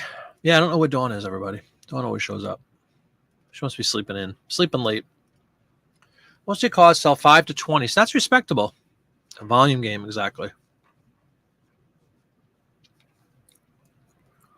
Exactly. And that's the second person who does really well postcards saying the same thing, basically. Yeah, it's totally about numbers. And you have to be really, much like the print ads, Kelly, you have to be very organized, right? To keep when you're selling these postcards. Yeah, they're small and easy to store, but you better have a system in place to be able to find them quickly in a sea of postcards. The more you have, the harder it gets sometimes. But if you have a good process in place for storage, then it doesn't matter if you have 1 or 1,000,000 of them, right? Wow, you sold 4 right out of the gate of the 60. That's a good ratio to me. That's not long tail at all, is it? I love aviation stuff. I know it sells well. Photographs of aviation, postcards of aviation, print ads of aviation, all sell really well. A lot of collectors of aviation products, of airlines, certainly in the print ad world. TWA and Pan Am ads sell great. 2 behemoths in the airline industry that neither of which exist anymore, which is really mind-boggling, you know? Who would have ever dreamed that these kind of institutions would just fall apart? It's sad. Dawn has been more scarce to me too. Oh yeah, no, she writes me a lot, Carl. Like we write on Instagram and stuff a lot, and she's probably just falling asleep. She takes naps during the late afternoon, so she probably is still sleeping. You have the voice chat going. Texting is next. Then I will post information on. Okay, cool. Yeah, she could be. I hope she is, but she always chimes in. She's probably sleeping. You've lost a few. Yeah, I can imagine, man. You usually spend hours flipping through, and sometimes it just can't for the life of me. How frustrating is that? Do you have but you have a system, right? I mean, you have a way to catalog them, sort of. I don't know how you would do it because there's such a variety. Like, it's really interesting. Again, I think Popeye has a whole section devoted to how he organizes them, and he's on an insane amount of volume. Yeah, Braniff, absolutely. Do you remember when I was in high school? I flew to. I was on a baseball. I played baseball and basketball in high school and college, and we flew on. And now the name escapes me. We flew on a very short-lived airline called. Oh man, we used to go down to Florida for like a spring training kind of thing. And I was going to say the name of an airline. It escapes me. I'll think of it later. But anyway, remember Trump used to have an airline. Trump had like an express that went from Boston to New York to Washington. Trump Airlines. Not Pioneer. Is it Pioneer? Hold on. Now I got to go to Google. Not Pioneer. What was it called? My goodness. I used to take this cheap little airline down to Florida in high school. Folks, as time goes on, it's amazing how much we can forget. Pioneer. What the heck was it called? Piedmont. Very good, Rutan. Piedmont Airlines. Exactly. Yeah, we used to fly Piedmont to school. Never one to spare any expense. Hot Wheels Aviation sells well. Maybe because it's a novelty because you're expecting cars. Yeah, I assumed you had a system, Kelly. I'm just curious. Like, I don't know if there's any way you could paraphrase your system into a little comment, but it's got to be really challenging, as they say. Memphis is headquarters for FedEx, so a lot of pilots of you. Oh, that's cool. Come across tons of great innovation stuff at estate sales. That's phenomenal. I would really love to. Unfortunately, there's not a lot of that by me, but I would love it. People's Express. No, it wasn't People Express. Piedmont. Rutan. Yep. Yeah, it was a cheap, like a budget airline. Chronological order by list date. Okay. So no, like states. Like I see a lot of times when you go to antique malls or something, or places where you would find postcards, they'll have like it listed by state, let's say, or year, I guess even. That's cool. You just have it chronologically listed by when you listed. Okay. Now, what happens if you end and sell similar a bunch of postcards? Does that throw off your whole system, or do you have like something hard coded in your SKU or something? While in the Navy, people used Piedmont a lot because it was cheaper. Oh yeah, yeah, it was a budget airline. Like I said, our school used it in high school. I remember flying to Florida.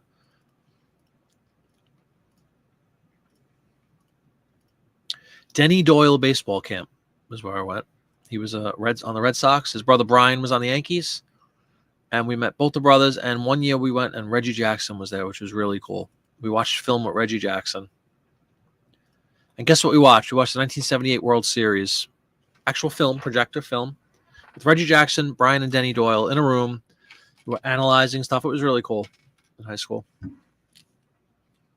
I hated Reggie Jackson, but he was cool to meet in person. He was, very arrogant, but friendly enough to us. Use store by states with a state number code like Mississippi 27. Cool. eBay keeps track of the first list date you quit selling someone. Yeah, total side note, but I kind of bailed on that too. I wasn't seeing much success with it. I was trying to stick to that every month or so. Excuse me 1 second. I just dropped a honeycomb. Don't want to step on that. I kind of bailed from that whole philosophy of constantly every month redoing the whole store. I just didn't see the kickback that I thought I would receive, the big burst or whatever. Not to say I won't do it, but again, we kind of started this at the top of the show.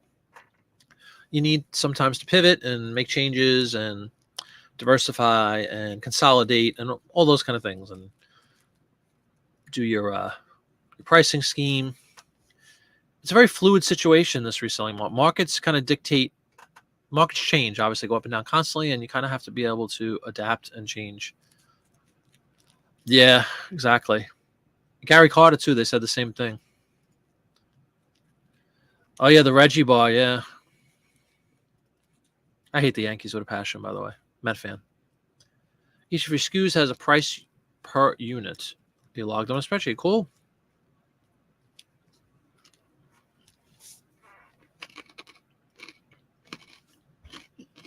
Yeah, it's a lot of items on a spreadsheet, but you could filter and find stuff.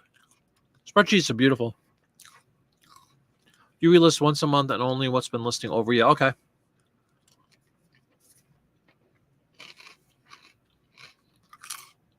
Yeah, again, I'm not disparaging anybody from doing it. It's just I tried it for, 2 or 3 months in a row, and I never got this big push like I thought I would. You do get an initial, like you definitely get, at least I did, excuse me, I'm sorry, I don't mean to eat in front of everybody like this, but you definitely get a little influx of watchers anyway, which is always good. but I wasn't having any kind of success. I think people were just watching for the sake of watching, or a lot of people talk about the fact that sometimes watchers are actually competitors that want to see what you're doing. So if you start getting out there and you're known as a guy that does postcards or print ads or toys or whatever your field is, you're gonna sometimes attract other people, competitors to your site or to your page that just want to kind of keep an eye on you and how you're doing and that kind of stuff. So I don't put that much credence into the whole thing anymore. And I used to get really excited by seeing watches, but now I'm worried that half of them are probably just not really interested. Not quite. ESQ is 30 to 50, so all the cards in G104 is 54 cents to ship. Ah, says Deal Finder.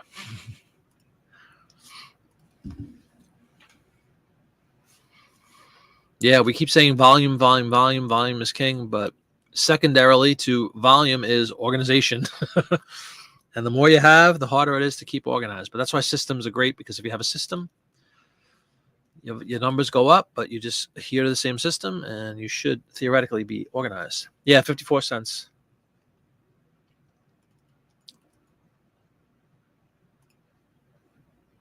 Cool.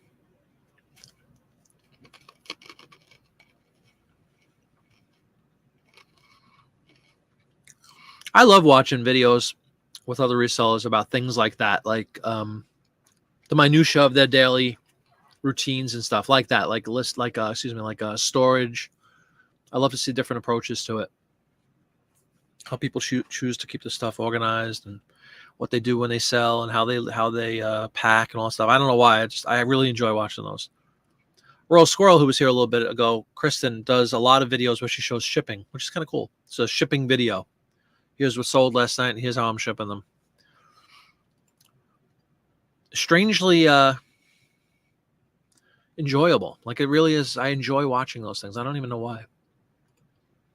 I guess always hoping I'll get new ideas or inspired, which is hopefully why people watch my stuff, to get inspired or new ideas, or just something in the background when you are listing or shipping. Kind of cool.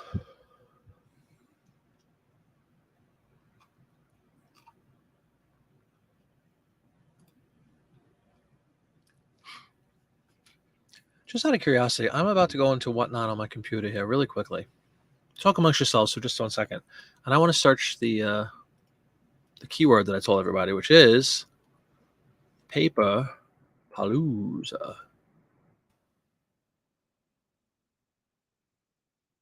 It's really cool. It's going to be a big event. And I love the originality behind it. I'm a big fan of originality in all aspects. And Whatnot is so big right now and so popular, and it's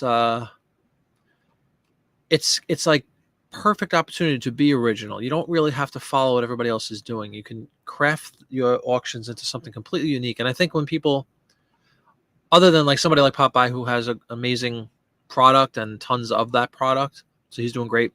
But there's other people that sell completely different things. Records, like I always talk about, because I love records. You don't have to like follow the crowd and do the exact same format as these other people. There's so much room for originality out there. And I love when I come across somebody that's original on Whatnot or on YouTube. I love originality, musical originality. All right. That's kind of cool. So that definitely does work. I know a few people said that they searched. Go check out on Whatnot. If you guys aren't members of Whatnot already or don't belong to it, you can click on a link below my video, and you get $10 towards, it's like an instant credit in your account if you're interested in joining Whatnot. If you're already on Whatnot, if you want to click that link, you'll be taken to my auction that is scheduled for the 13th. I'm going to do several hopefully before this, but August 13th, Paperpalooza, huge event, 13th and 14th of August. Sometime next week, or the next, before I keep saying sometime next week, let me pin down a date. Most likely the week beginning, let's say Sunday, the 7th of August, which would be the week leading up to Paperpalooza, which takes place the following Saturday. One of those days that week, most likely, it's not in stone, but most likely we'll have up to 10 participants of this Paperpalooza event on my show live to chat with everybody, to answer questions, to talk about the event. talk about what they're selling. It should be really cool. The hope is that we get the word out about the event itself and bring more exposure to the ephemera piece of Whatnot, try to grow that as a whole. And I think it's a great way to do it with 25 people all selling ephemera back to back to back. Again, I'm at 1 o'clock on a Saturday, the first day. And John is closing out at 10 p.m., I think his show is. But everybody gets an hour slot. Should be really cool. But anyway, yeah, sometime that week, I'll, of course, notify everybody, and I'll send a blast out or whatever on Instagram and YouTube. But it'll be cool. We'll have a chat show. We should be able to get about 10 people, I believe, with StreamYard. I can have 10 guests. It might be 9 guests and me, but I think you're able to have 10 people. For those of you who might know, I used to do a Beatle chat for about a year and a half with my Beatle band, and that's how I got into StreamYard. So we had guests on all the time, and I think we had like 6 or 7 people maybe at the most. So 10 will be a little more to juggle, but it should be really cool. And it's, like I said, it's a cool opportunity to talk to 10 different people that all have similar interests, different levels of expertise, obviously, and success, I guess. But it'd be cool. It'd be a cool opportunity to talk to everybody and answer questions and have a conversation about paper and ephemera and postcards and all that cool stuff. So looking forward to that. You thought about organizing a death pile, yeah? Haven't we all? Ignored if it was organized? Oh, so you're purposely creating a death pile. Gotcha. No, I understand that. It could get lost in the shuffle if you have it neatly put somewhere. You have a ginormous spreadsheet, AZ 1-200, corresponding cost per card. It makes me cross-eyed. Yes. That's what Auction Professor calls it, backstock. A rose by any other name, though, Stephen. Still a rose. They can indeed. That's what they do when used effectively. It is, but it's makes good business sense, too, to keep good records of inventory, of cost of goods, of sale prices, of taxes. Hey, Lori, welcome, welcome, welcome. Good to see you. Lori, did you see on Whatnot? I know we talked about this last week, but check out Whatnot, and you can search the term Paperpalooza now within Whatnot. A few people on the show tonight already did that, and it comes up. Everybody that's participating in this event in 2 weeks' time, you can see all the shows. It's pretty cool. So just with that tagline of Paperpalooza, it's working. Everybody's using that to start. No matter who's selling and what you're selling, it starts with Paperpalooza with the 2 like little flame icons on either side of the word. We're all doing that to be consistent. And it seems to be working because it's pulling up everybody that has a show scheduled already. Kind of cool. Use GoDaddy. Yeah, they stopped, unfortunately, right? The accounting thing. 60 for the use macro to pull the details from eBay and then pivot tables. Kelly's a spreadsheet guru. Pivot table. Once you start talking pivot tables, I know you know what you're doing. Nice. Oh, nothing, Lori, nothing. Only an hour and 45 minutes of incisive. We've just been chatting. Haven't even listed. We're supposed to be listing tonight, but just like last week, we're just kind of shooting the breeze and talking eBay and talking reselling and things of that nature. Yeah, check it out. It really is cool. It's a nice option to just go in and use that keyword now, but I think we're up to 20. I keep saying this. I think it's 24 people right now. There's probably like 2 or 3 slots. So if anybody is interested in participating in this, I think we still have a couple of spots open on Sunday. So if any of you are into, I know a lot of you are, if you sell ephemera and if you happen to be on Whatnot and you do auctions on Whatnot, you could reach out. You could let me know and I'll reach out to the powers that be. We have like a private Facebook group exclusive for the people that are participating on that. So we could send you a link for that if you're interested. And get you signed up if you're interested in it. It really should be cool. Hour-long slots, just one after the other after the other. And we're all kind of going to be on there together for most of the day. I think most of us. But minimally, at least for like the show that's after hours, I believe that's what we all agreed to do. Like we'll do a lead-in for the next show and then be like a moderator of sorts for that person's show. And then you hand over the baton to the next person and so on and so on. But it's like 10-hour days, both days. It should be really cool. There you go. That's the most important one, too, Memphis Blazer. Yeah, Excel can be incredibly complicated. It has a lot of functionality that the common person probably would never use in a million years, but just knowing it's available is really amazing. Macros, like you said, pivot tables. You could build little mini programs on Excel. Having worked in the Wall Street field for many decades, not many decades, 3.5 decades. Once Excel became in vogue and everything, you kind of had to learn to use it. It was a business necessity. We lived in Excel in recent, last 20 years or so. You love Excel? Very cool. Lori loves Excel.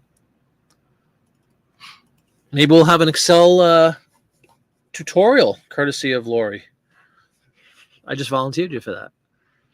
We'll bring you on. You could show everybody how to set up I joke, but it's actually a really cool idea. We could show people how to like build up a basic, or maybe we'll have Kelly do it if Lori gets cold feet. But if she doesn't, maybe she could participate. But anyway, that might be a really cool idea. We could show people how to set up like an inventory system using Excel, or just keep track of your costs, keep track of expenses, keep track of sales. It's a good idea to have something outside of, like, instead of just relying on eBay to be accurate, because needless to say, they're known for making a mistake or two now and then. So you don't want to rely purely on them. Or, a lot of people used to pull down their stuff from PayPal, I know, for tax purposes and all that. But it's kind of good, savvy advice from a business perspective to keep your own books. Create and keep your books. Plus, it's a nice backup. And I had GoDaddy accounting too, and they just, I don't know, was it a month or so ago? They pulled the plug on that, sadly. But there's other programs that'll do it for you. But a good old spreadsheet, you could get most of what you need done, I would say. Hopefully you agree, Kelly, on a spreadsheet. It doesn't even have to be Excel anymore, because now you got Google Sheets or whatever they call it. That's free. You make spreadsheets for your whatnot sales. So do I, Lori. So do I. Speaking of which, when was your last Whatnot show? When is your next Whatnot show? And how are you doing on Whatnot overall? Are you a big fan? That goes for everybody. What do you guys think of Whatnot so far? Those of you who have dabbled in it or taken a look or made purchases or tried to sell overall, just curious what everybody's opinion of the platform is. I like it a lot. I still think it has enormous potential. I still would love to see them get the media mail thing in there. The shipping is still a little shady in my view, but I mean, I haven't had any issues with it, but I'm just, it's kind of odd. Anyone who gets offers on the road, upload your cost of goods to Google Sheets so you can see what you paid for the item before accepting. That's good advice, yeah. Especially when you have, again, Kelly, getting back to quantity and volume, it's going to be very hard to keep tabs of 28,000 transactions, right? What I paid for this and this. Jim, you love it so far? Cool. Do you sell on the platform, or are you just buying? Memphis loves it. Wallet hates it, yeah. I like it a lot. I do. I have not been suckered into the whole, there is definitely they drag you in. There's it almost has like, I don't want to compare it to gambling. It's not gambling, but it kind of preys upon people who love that action, who love the fact that there's a timer on it and you're challenged and you're bidding against other people. It brings out like a competitive nature in people, which I think is inherent in most of us. And I have not really been sucked, short of like one or two of Popeye's shows where I did get kind of reeled in. I had to make purchases, but me with my records, man, I'd spend everything I make buying records if I ever sat there and watched these things. But I thank God I have the ability to resist that temptation. And I want to try to I want to focus on selling stuff, not going out there. Now, with that said, great sourcing opportunities on Whatnot, no matter what you sell. I'm sure Kelly knows this for sure. He's buying lots by the bushels from John Popeye and maybe a whole bunch of other people. But it's a great opportunity to source things too, pretty cheaply. And let's be honest, almost everybody that's on Whatnot is a reseller themselves. So it's really cool. It's a cool opportunity. It's a great way to potentially build some inventory for yourself, just get something you like because you like it. And of course, a really good opportunity to offload stuff and sell. So I love the platform. I think the fees and all things considered are very reasonable for the exposure you get. And I love the personalization You can do a show about anything you'd like. You can sell. I love the fact that when you first get into it, for those of you who might be interested and haven't done it yet, when you get approved for Whatnot, you initially go in saying, I'm going to be, let's say, saying Kelly, I'm going to sell postcards, whatever. But if Kelly turns around the next day and decides he wants to sell Disney figurines, he could do that. Like you don't have to reapply for the type of stuff you want to sell. If you are a record guy, you can go the next day and start selling paper. There's no limitation. I like that a lot. You're not pigeonholed into one category. You had one last night, but it didn't go well. Oh, I'm sorry. 40 bookmarks. Oh, you canceled by accident. That's not good. And did you try to start a new show up, or you lost all your momentum? You're buying postcards. Cool. Again, sourcing opportunities, right, Jim? Yeah, I love that, Lori. I love seeing, I've talked about this from day one. I want to see strange names in my chat, not my chat, in my, my chat too, actually, but in my Whatnot auction. I want to see strange names and people I don't know. I love seeing everybody I do know, and I love saying hi. And if they want to buy something, beautiful. But I want to see strangers fighting over my stuff. That's what I want to see. You like Whatnot, but you wish you didn't put 1 million charges on your bank card. Yeah, that is a very good point, actually. Yes. Again, getting back to bookkeeping, it could be a little messy. I agree with that. They are. I agree. Little charges and little payments even. Sometimes they drip in, you get a credit for $17.37 out of the blue. Whatnot has sent you something. You're like, what? What the heck is that? Because, for those, I'm only talking, if you know Whatnot, you know Whatnot. But for the people that might not know Whatnot or might not be into it, it's kind of odd. Like you have to wait until the buyer receives their item. And then I don't know what the SLA is. It's like a day or two after that, you get credited for whatever the price is, less fees, into your Whatnot. What do they call it? Payment account or something. And then you can transfer. Most people, I would imagine, have that link to either PayPal or credit card or a debit card or whatever. And then you can transfer the money to your bank account when it builds up. So there's a lot of flexibility, but the one thing that stinks until you get to a certain level, and I don't know the specifics, but I think it's 1,000 sales and a certain dollar amount or something. If you cross that threshold, you qualify for like immediate payouts. That would be nice. Well, you have a $500 sale event on Whatnot, and bam, the proceeds are thrown into your account. That would be nice to get to that point, but you have to kind of earn your keep until you get to that point. But it's nice to know it's an option. It's inspirational. Selling ephemera one piece at a time. Well, it depends. Did they sell anything? It's actually a really good point. I think most people go in there with the expectation it's going to be lots. Now, record, and I know we're talking ephemera pretty much, but again, I'm a record guy and I love records, and I'm not selling. If I'm looking to buy records, I don't necessarily want a lot of records. Sometimes I just want Pink Floyd metal. That's all I want. So I guess it depends on what the product is. You cloned it and started right away, but you lost momentum. Yeah. Sorry about that. My buddy, I'm not going to mention it again, but we are going to mention it because he's going to talk about it. But same thing happened to Travis, unfortunately. He has a lot of difficulty with that. He kept closing out his shows, and it was like 3 or 4 times, and he just had it. He's like, I'm more frustrated than it's worth. So he decided to take a deep breath, which I think was a very good thing to do. You're in it for the bulk. You stay away from single items. It depends on what the item is, though. If you're looking for postcards, I can understand you don't want to buy a postcard. Yeah, me too. I enjoy the socialization. Great point, Memphis. Great point. I agree wholeheartedly. I've talked about this many times too, but I want to create like an inviting atmosphere, usually again with some music playing, and welcome people into the show. Consider them guests to your show. I agree. If you're not going to say hi or whatever, then I'm out of there too. Good point, Memphis. It comes down to service once again. You know enough about postcards, you would pay $1 or $2 for cards. I just don't shop that way. Yeah. There she is. Good morning, Dawn. Yes, we were singing your praises. And what is it, 2 hours ago now, I touched on the fact that you had a very good day on eBay, and I wanted you to kind of talk about it a little bit. Kelly says hi, Dawn. Hey, she's allowed. Poor girl. She needs to rest. So talk about it, Dawn. How'd you do? What'd you sell?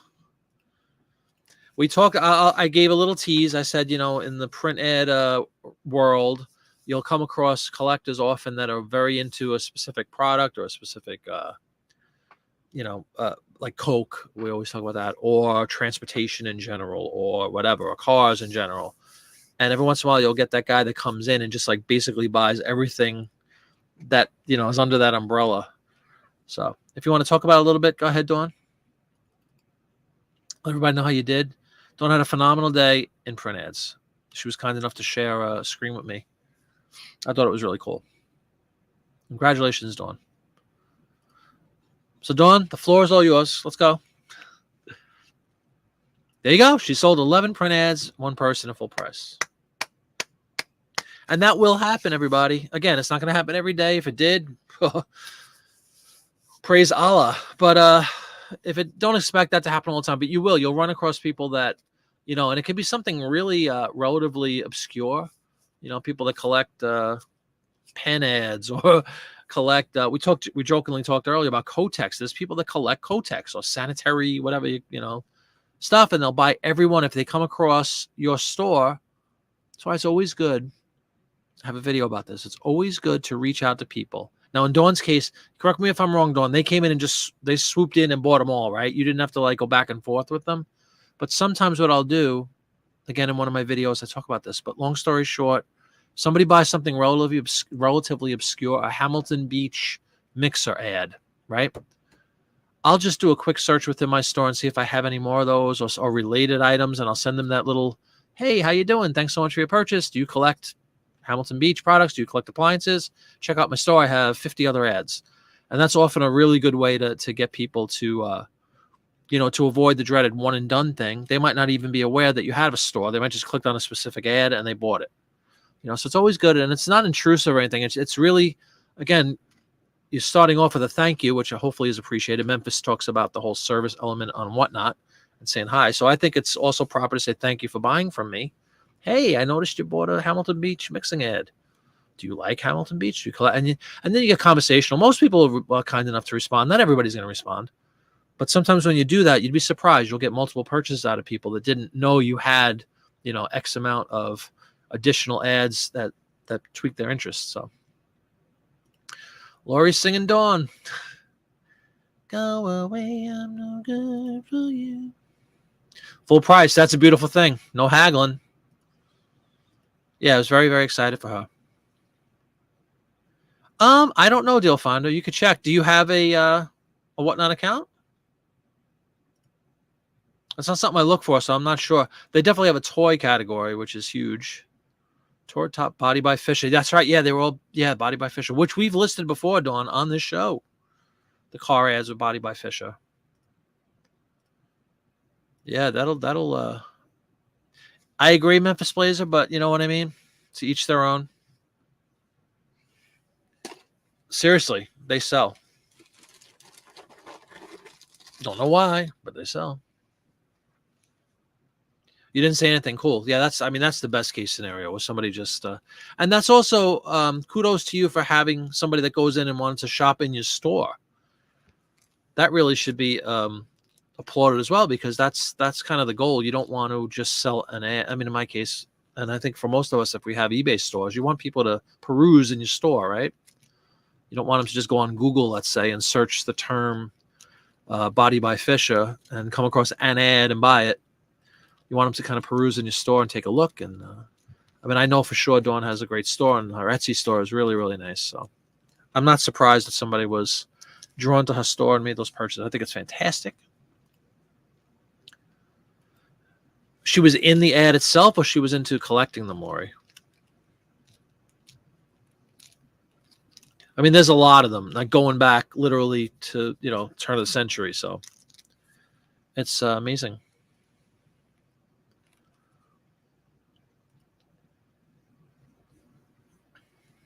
Yeah. I mean, what are you going to do? You understand collecting it, but a seller who sells, what are you going to do? Oh, you have lots of cars. Okay, cool. I mean, I'd be happy to take a look quick if you're interested, but I don't think you need an account to just search. You could probably still just go to Whatnot. Is it .com? I don't even know. Hold on. Yeah, whatnot.com. They have a search field, like the little eyeglass thing. Just type and see if anything comes up. If that's something you're interested in selling. Like I said, I know for sure they have a toys category. And it's big. It's like the second or third category down. Another big thing is, which again I don't dabble in at all, is like trading cards, like non-sports trade cards, sports-related trade cards, comics, which again I know nothing about. You messaged him and thanked him. Beautiful. Yeah, that's again good business practice.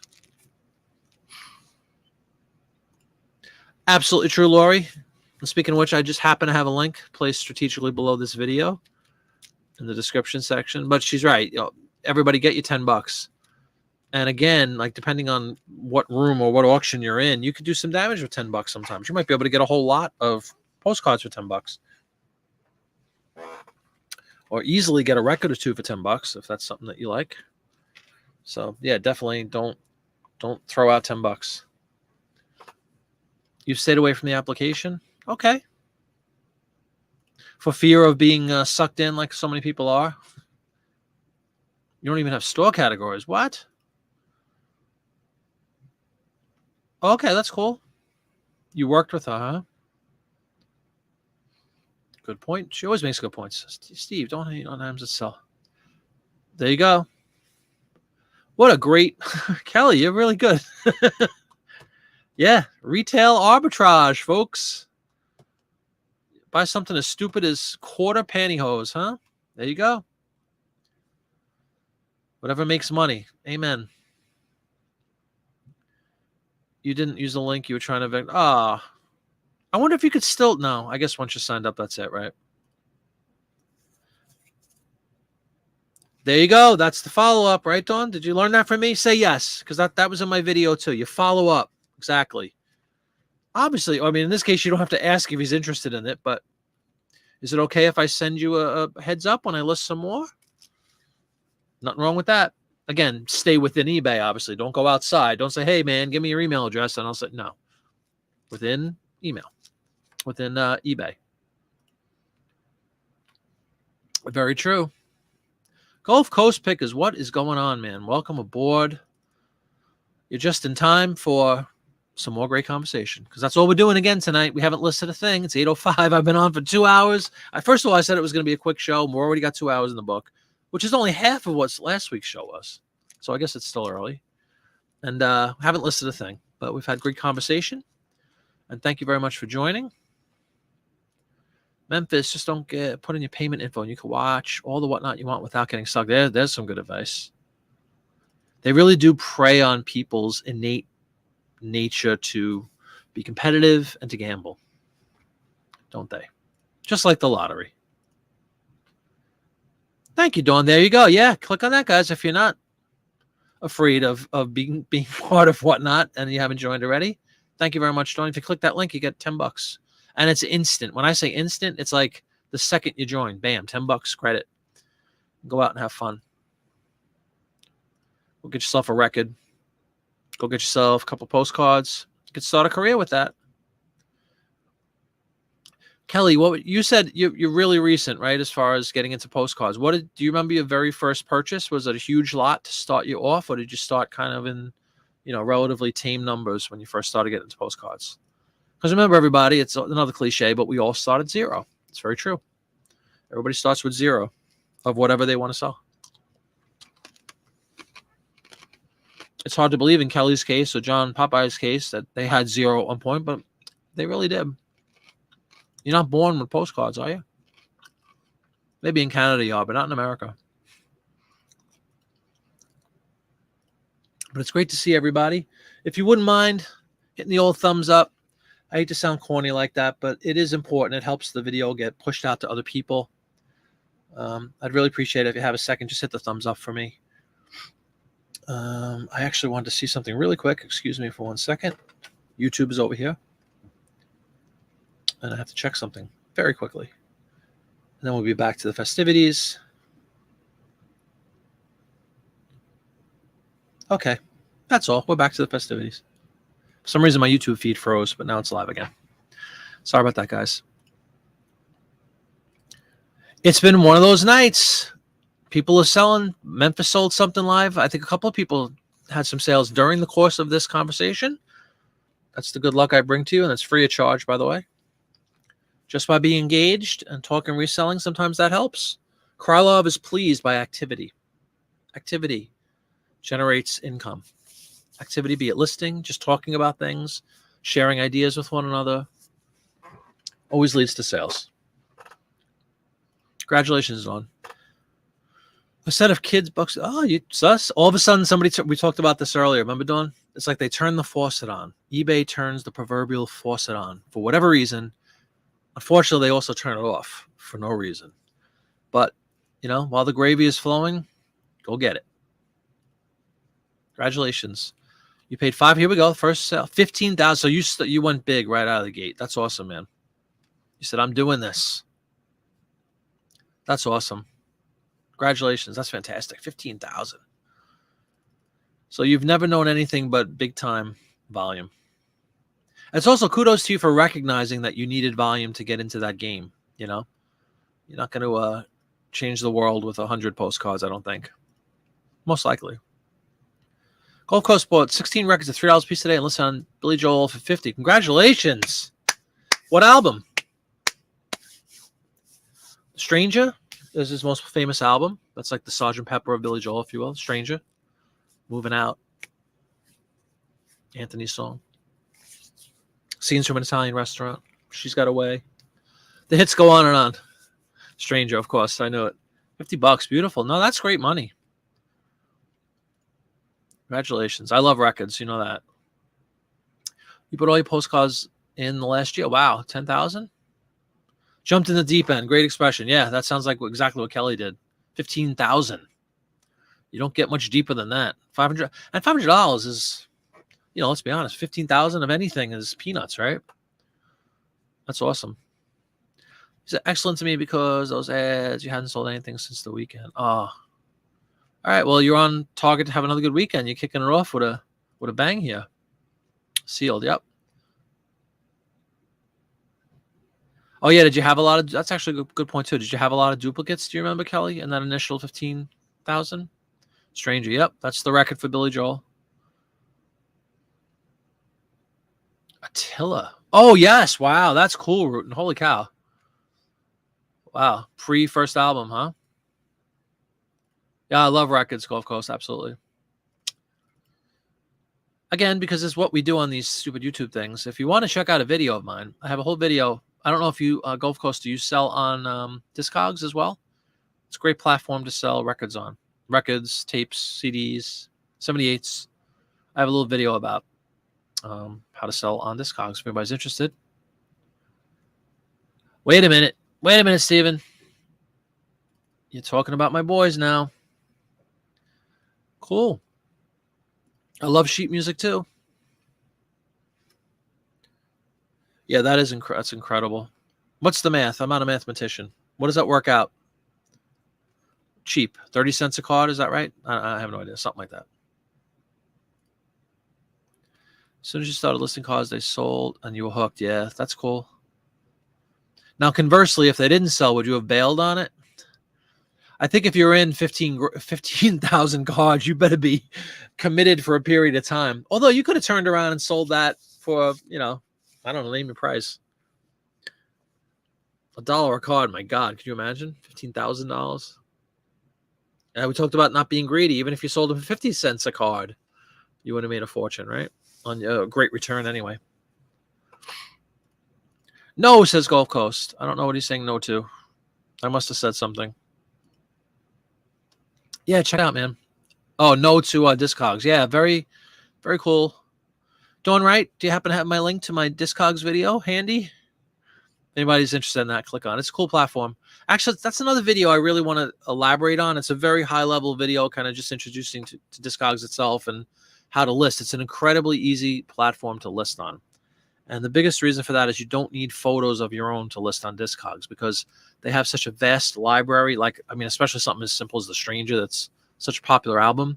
They just have like sort of canned photos of all the different particulars for your records. The thing is, the only warning I'll give everybody who doesn't know about Discogs is the buyers typically on Discogs are really well versed in records or whatever they're buying. I say records meaning CDs, records, whatever, 45s, LPs. They know their stuff typically more so than your typical buyer would on eBay. And it's not an insult on anybody on eBay. It's a specialized site for music fanatics, basically. So they really know their stuff. And when you list on there, you do risk the peril of being humiliated if you're not right. It's kind of like stamps, how stamp collectors really know their stuff. And stamp collectors, there's so many gotchas with stamps. I don't even want to get into that. But the record thing on Discogs, you better make sure you have the right version of the record you say you're going to sell. Hi, honey. She's back, ladies and gentlemen. I said we might hear the pitter-patter of Mrs. Flippit. Cool drink. With her glowing drink. It's one of those nights where we require a glowing drink. That's right. She is, baby. It's really just mango propel, but nobody needs Doesn't matter. Doesn't. Don't let anybody know that. $500 was going to be 4,000 cards a few months ago. Yeah, I believe that's what I'm saying. So 15,000. But that's not necessarily a bad thing, right, Kelly? Like Deal Finder was saying, duplicates. I know a lot of people talk about that. You get hooked on reading what's on the back, the notes to family and stuff. It's kind of cool. They initially wanted 10K. That's quite the fire sale. Yeah, there you go. Dawn says, hold, please. Hold, please. The price of postcards has gone up 3 to 10. Really? See, now, people talk about getting tempted by whatnot. Now I'm getting tempted to get into some postcards. I have a couple lots that I bought from John last month or two. And I have I talked about this. I think you were involved in the show, Kelly, right? Where I was talking about the Polish postcards from my wife's grandmother. Had like compared to you guys, it's a joke, but a couple of hundred maybe postcards from Poland that I have. I've listed some, like maybe 10, because I just don't know enough about them. And again, they're written in Polish. It's kind of hard it's just going to take a lot of time to research them. And again, I know I'm repeating myself verbatim almost, but sometimes your time could be better well spent, Although I should set aside time to learn something new like this. Just like anything else, right? When you're new at something, you have to spend a little bit of time and research and see if it's something feasible, if it's something you're interested in, if it's something that you believe you could turn a profit on. You bought a lot of magazine already bagged and boarded, included as time goes by sheet music. I have that. Listed it all without a bagging. Turns out it wasn't sheet music and just the cover. Oh, wow. A lot of people buy them just for the covers, though, too. The music, the sheet music. Corresponds from a sister nun to another sister. Okay. What a crow. Good evening. Welcome aboard. How you doing? Hope you're doing well. It's cooled off in our neck of the woods a little bit anyway after I did a show last Sunday. That's why I wasn't here Monday. I remember why I was so tired. It was 100 degrees when we set foot on the stage at 7 o'clock at night. It was 100 degrees outside at showtime. And that, you got to remember, showtime is 7 o'clock, but we were there since noon, and we were loading all the stuff on the stage and just broiling it. It was absolutely exhausting. It was 100 degrees last Sunday. So right now it's only 77, which feels like winter. Relatively. Winter crow. Is that the one? I can't click on it. Well, I guess I can. I can click on this one. That's just if anybody's interested in learning a little bit about Discogs and how to sell on it. It's probably it, Dawn. How to list records for free on Discogs. Thank you. So Gulf Coast, excuse me. Your name is Travis, right? I don't want to get confused with my Travis, but I think that's what they said your name was. But Gulf Coast, go check that out if you're interested in learning. And anybody wants to learn a little bit about Discogs. And let me know if you are interested in like a deeper dive, as they say. Ryan, I'm sorry about that. Hey, Ryan. Check that video out and let me know if you have any interested in some more. I'd be happy to do some more videos on Discogs. I love Discogs. We sell on Discogs. It's also a great way to catalog your own collection. You could do that. They have functionality where you could put in, again, specifics about your record. Most people have records, matrix numbers, catalog them and say, I have this. And then the cool thing about the catalog is it gives you a low, median, and high price that your record is recently sold for. And it values your collection based on the median, which is kind of cool. It's just a good way to keep tabs on your own collection if you're into that sort of stuff. For some reason, when you list postcards, you sell a lot of other types of items on eBay. That's cool. Again, it must just be the interest, Steve. Maybe just you're drawing people into your store by virtue of having these popular items in your store, and then you're going to get more sales. It's a lure to bring people in. That's good to know. 1 to 10 cents each. Now it's cost you 50 cents. Yeah.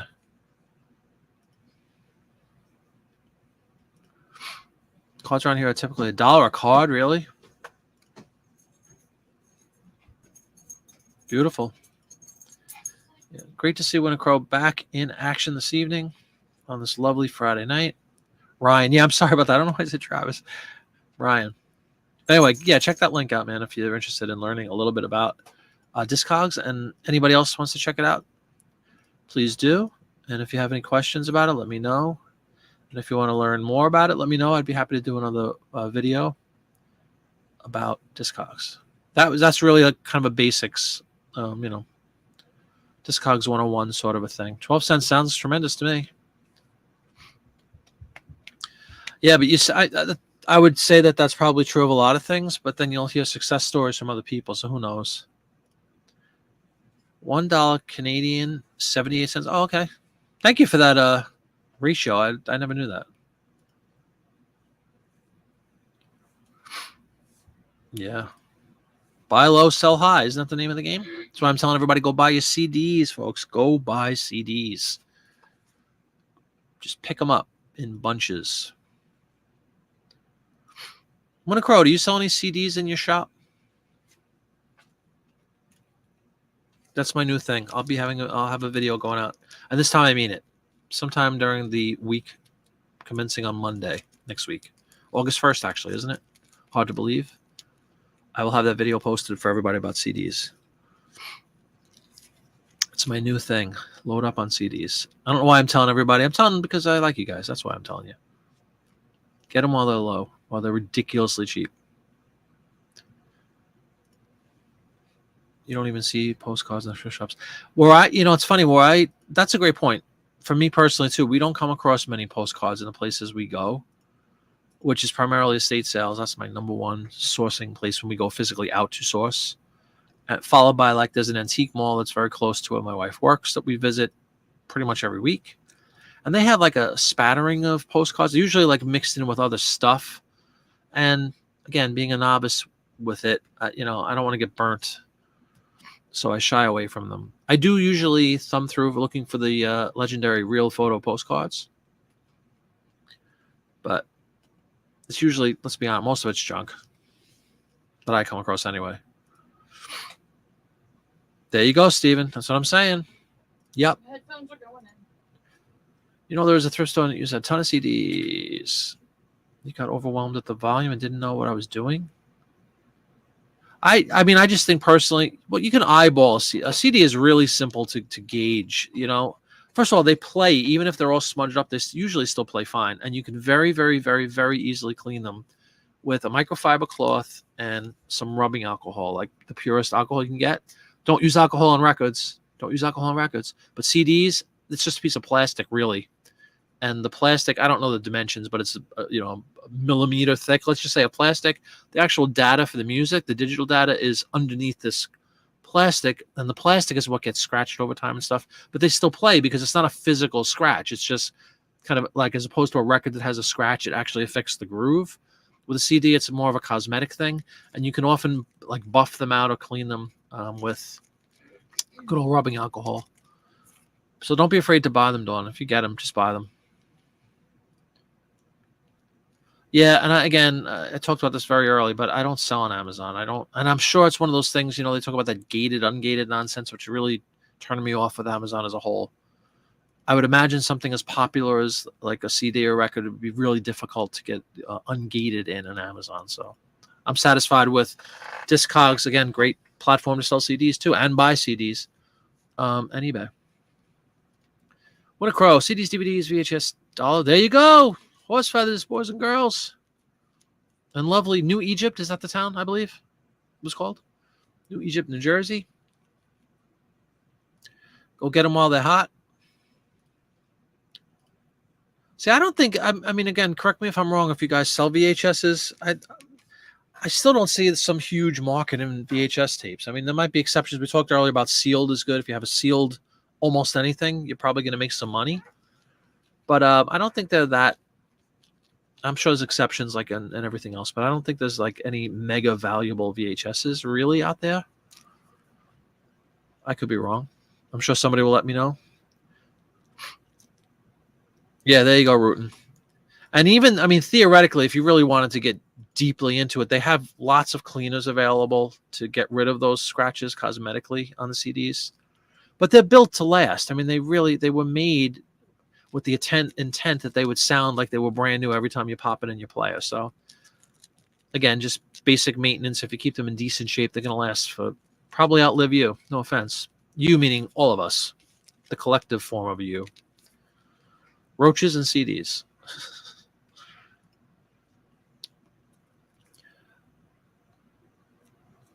Yeah, and I don't come across, just me personally, Memphis, when we go to estate sales, which is what we do, don't come across a lot of postcards at all. Now, conversely, we come across a lot of magazines, old magazines, and they're usually for the taking. So, and I'm not I'm not telling anybody any secrets or anything. I have that's in part 1 of my video series, or part 2, sourcing print ads. You'll find magazines by the bushel, usually at estate sales. Not always in the greatest condition, because sometimes they're like treated like second-class citizens, and they're buried under a closet somewhere, under a pile of old shoes or something like that, or even worse, in the basement, where they can get musky and mildewy. You want to avoid those. Horror as a just as a genre, you mean? Yeah, I'm sure.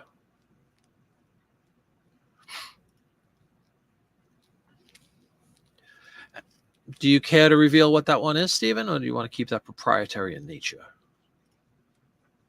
You know, there was the scam a couple years ago with the black label nonsense with Disney VHSs, which was a total scam, and everybody thought they had, you know, treasure troves at home.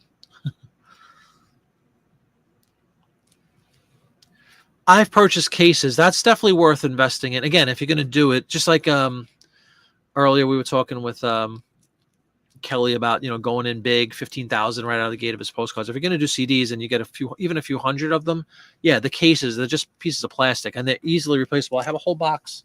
I can't reach because I have a green screen, but literally right in back of the green screen, I have, I think, 3 boxes of 50 each of brand new cases. They're really not they're not expensive, and they suddenly make your product look like new. If you have a few of the cracks in the cases or smudges or whatever, very easy to replace, and it really does make a great bit of a difference for presentation if you're going to sell them.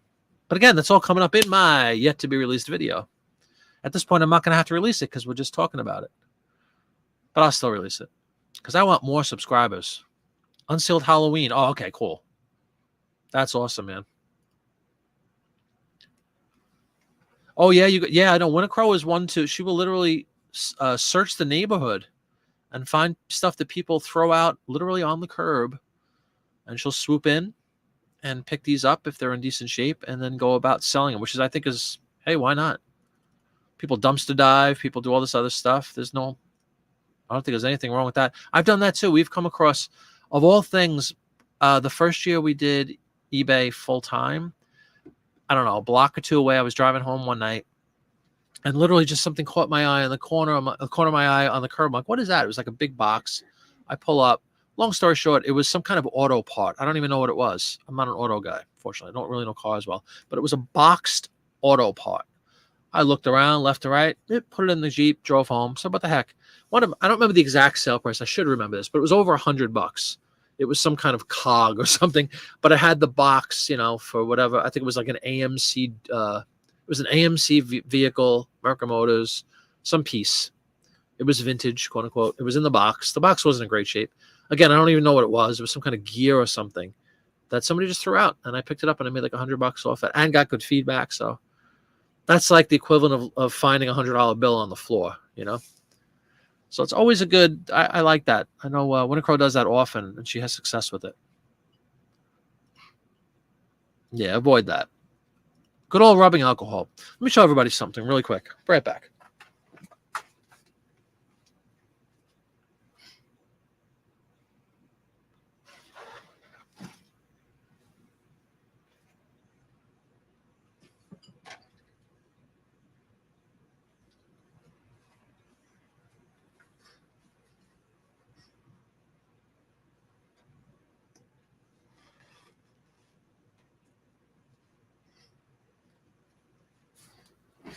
Thanks for hanging on, everybody. Do I have any focus? Yes, I do. CVS isopropyl alcohol. I think it cost about 99 cents. Big bottle, spray bottle, and a simple microfiber cloth. Thusly, oh, you can't see it because it's a green screen. But trust me, this is a green. It looks like, watch. It's a green microfiber cloth. You spray this on this now. Oh, warning, warning, warning. If you're cleaning CDs, do not clean the label side with this because some of the ink comes right off. You'll go like, in fact, oh, I wish you could see this. On this microfiber cloth is a black stain, which maybe you can see the black stain. No, you can't. I'm sorry. There's a black stain because I inadvertently wiped the ink off of a CD. So I speak from experience. Spray it on, and do not wipe the front of the CD that it would have the graphic or the writing on it. It's only for the back of it, the playable surface. You spray a little bit on it. You don't need a lot. I usually spray it directly on the cloth. Circular motion. It gets a lot of the grime off in it. And if you have any skipping issues, which sometimes CDs can skip actually, and I know a lot of you, the guys that play like video games that are on CDs, it's exactly the same product. Same applies. Sometimes a simple thing like that. Yeah, this is 91% alcohol, but it works great. It doesn't damage anything. It gives it a nice little glossy shine. Kind of revives them if they have a little bit of schmutz on them. So, again, it's all part of my video. Deal find. Got to unload through today's haul. Yeah. The 8mm, right? A rare Japanese VHS. Okay, cool. That's awesome. Absolutely. Yeah, I've come across some of those. You need to sell. I have some cassettes for sale too. Yeah, but they usually, I mean, again, estate sale guy here personally. Most of my sourcing estate sales always find records at estate sales, but unfortunately, you're gonna find a lot of Bobby Vinton and who's the other guys we joked about? Rootin. There's certain people that you're gonna find that you just don't want to pick them up. Don't pick them up. Everybody has Bobby Vinton records that nobody wants. Everybody has Mitch Miller Christmas songs, you know. By the way, another bolo. If you have any Christmas records, put them up because we're already in, believe it or not, August in a couple of days. So it's a good opportunity to get some stuff up for Christmas now. For people that want to shop early and think they're getting a deal, if you have Christmas records, those are usually sell well all across the board. Yep. One year during bulk trash season, there you go, 300 brand new CDs. Oh my God. Telling you. Now let's see if anybody followed. Let's see if these predictions come true. But I truly believe with my heart that CD is going to make a comeback. And if you can go get them, they will never be priced lower than they are now. In many instances, you've seen people picking them up for a quarter or less per disc, which is just ridiculous. You know, and again, they're great mediums. They sound fantastic. I have a whole pile right here that I'm going to list, like probably like 100 of them right next to me, that were all had for, you know, virtually nothing, that sound good, that look good, and you can make a lot of money on them. And I truly believe that they're going to go up in value, much like the record thing, records were dead a few years ago. You couldn't give them away, and now you can't buy them for less than $50 or $100. In Beatle world, well over $100 sometimes for records. There's issues of, I mean, there's like anything. There's examples of Beatle records that go for tens of thousands of dollars. Yeah, I use 91 with my CDs. Magic. Oh, the disappearing act with the green screen. That's so funny. It's a green, a green microfiber cloth will not go well with a green screen. We just learned that today. There's our movie magic trick of the night. You use the credit for pet envelopes. Yeah. Yeah, I have tons of the eBay ones I'm sure you're talking about, right? Speaking of which, did you guys use your, when did it come out? July 1st? The third quarter one? I don't think I used mine yet. Oh, First Family Records. My God. Yeah, the Kennedy thing, the comedy. Yep. You see that at every single estate sale. I also picked up the plant. You have the cases for the CDs, and they also sell rice paper sleeves, which I use a lot with. Let's see if this is green screen friendly.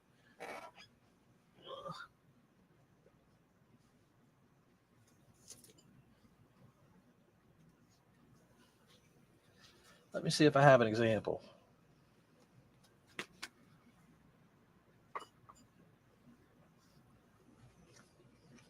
Of course, I won't be able to find one now, but well, anyway, they sell these little sort of, they're made of rice paper and they're circular. Like, let's say you have a disc, right? This is what's called a digipack. In 2009, they re-released the Beatle catalog in stereo in digipack form, which is nice. This is my copy. It's just one I've had for whatever since 2009. And notice how the apple is green and it's being obscured. But anyway, it comes out like this. But the CD itself, right? It has no protection. It's just placed in cardboard. And, you know, it lends itself to potentially scratching just by taking it in and out. Well, they sell these little plastic rice paper sleeves that you would put your disc in, just like you would put an album in an inner sleeve. And they're really worth the investment. You slide that in, and then it has like a protective coating on the back. You see this one has some muck going on. You see that? But it plays perfectly. And I could shine it up really quickly with the alcohol. But anyway, the sleeves are a good investment if you want to keep your CDs in good shape and try to prevent them from getting scratched. Because just going like this, putting them in and taking them out, I could scratch them. So I picked up, I don't know, like 500 of those too, just to have them. And they were cheap on Amazon.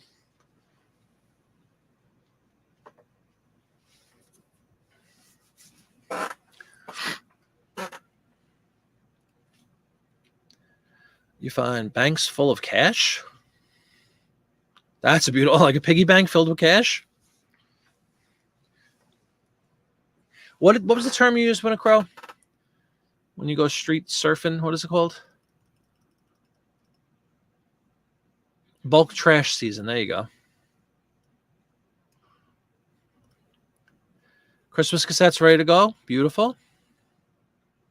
Yeah, get them up now, everybody. Don't have to tell anybody that. But first of all, Christmas sells all year. But now that it's actually, you know, believe it or not, in another month it'll be September already. And once September's here, forget it. It's going to be fall, and everybody's going to have definitely Halloween. Without question, August, if you have Halloween stuff, get your Halloween stuff up in August. That goes without saying, but I said it.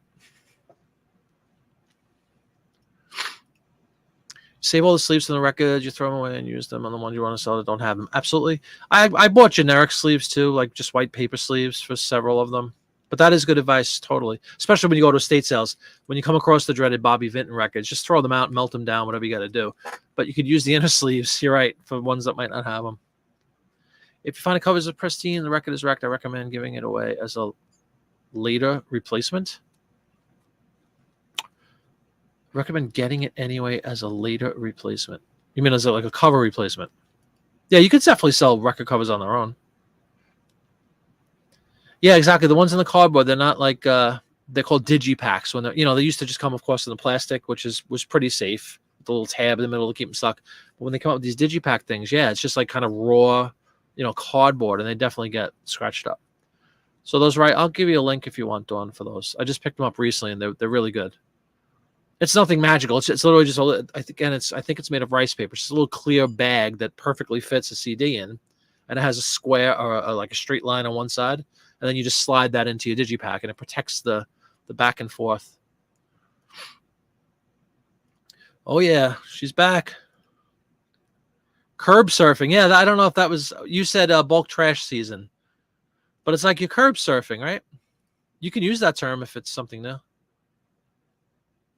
Hey, you got to make the time. It's what we do. We resell. Make the time. In the words of Sammy Davis Jr., I don't know why I'm about to quote Beretta, but remember the theme from Beretta, Eye on the Sparrow? Great song. Don't do the crime if you can't do the time. I'll never forget. It was August of 1977. It was the same month that Groucho Marx died, Elvis died. And in New York and a lot of the Northeast, there was a tremendously huge, widespread blackout. It was about 105 degrees, and I was watching Beretta in my room on my little black and white TV. And in the middle of watching the show, for those of you who might remember when the TVs used to, like if you turned off a TV, the picture used to go and then turn into a little dot in the middle, and then it would pop off. I was in the middle of watching Beretta when all of a sudden, boo, And I was a kid, and I jumped a mile high, and I ran out, Ma, and everything was off, and the power went out. Does anybody remember the Great Blackout of 1977? It's also the same summer as the Son of Sam murder thing, which was right on our back porch, which was petrifying because they had an announcement on our local news that he had crossed into Staten Island, which is where I grew up, over the Verrazano Bridge, and I was petrified every night when I went to bed that the Son of Sam was going to come. Awful summer. Summer 77 was good. And then the Yankees won the World Series to make it even the worst part of the whole summer. Awful, awful summer. Let me know if you guys, anybody remembers that blackout, because I sure do. Watching Beretta. Yeah, Rutan, I've never seen I just remember it being on when I was a kid, so I don't think I've ever seen a rerun even of Beretta. It was a big show. Like, not a big show, but it was a popular show. Yeah, I know. Ryan, another child. Ryan is up for content. No, you're beat out by a few people. We have an ongoing joke about the baby of the room, and actually Kelly swept in, and just like, what was it, last week, right, Kelly? We always had identified little Dawn, right, as the youngster amongst us, and she was born in 85, which we thought was bad enough, but then Kelly waltzes in and proudly declares, what was it, 89 or something? I was like, oh my God. Picture it, Sicily, 1922. Remember McCloud? I know Winter Crow remembers all this. McCloud was the one, Cannon, all the detective shows. Bicentennial was the year before Winter Crow, 76. Yes, Ted Bundy, awful. Yes, yeah, the whatchamacallit, the parrot, right? The parrot. Yes, Kelly is the baby. Until, everybody's welcome to take that crown away. Yeah, the Son of Sam and the Blackout was 77.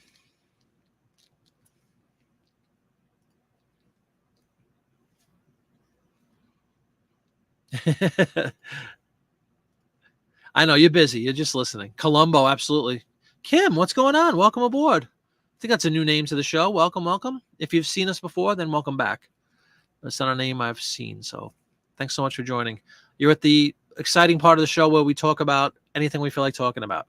Unintentionally, but it always seems to morph into TV and serial and music and TV shows. And Columbo, yep, I used to love Columbo. Remember McCloud, McMillan and Wife? They used to have Streets of San Francisco, all those shows. That's what I remember growing up with. McCloud, McMillan and Wife, Cannon. Oh, of course, Rockford Files was awesome. Yeah, sorry, we're taking Ryan out of the equation. Anybody that's too young, they're all going to be like, "What? Huh? CJ? Shh." I didn't know CJ was revealing his identity today. I knew he was watching. Starsky and Hutch, yes, absolutely. I loved Beretta. I don't know why. He was on Little Rascals, by the way. No, it wasn't. Bicentennial was 76 through 81. Oh, okay. Well, 76 was the real Bicentennial. Remember the Bicentennial Minute on CBS? They used to have, like, the guy from Cannon. What's his name? Who was the actor on the bald guy with the mustache? Oh, my God. Why don't I remember his name? Well, anyway, the guy to Cannon. They would have, like, famous people come on. It was the Bicentennial Moment on CBS, and they would talk about, on this date in 1776, Thomas Jefferson did this. And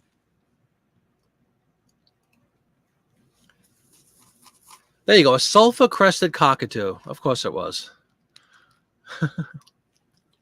Oh, Mannix. Holy cow. Simon and Simon. Wasn't that later? The guy with the cowboy hat or something? Oh, you were doing reenactments for 5 years. Okay. Yeah, Quincy was Jack Klugman.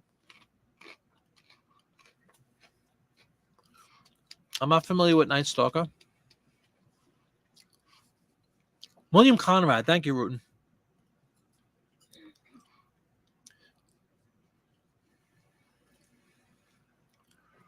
Oh, yeah?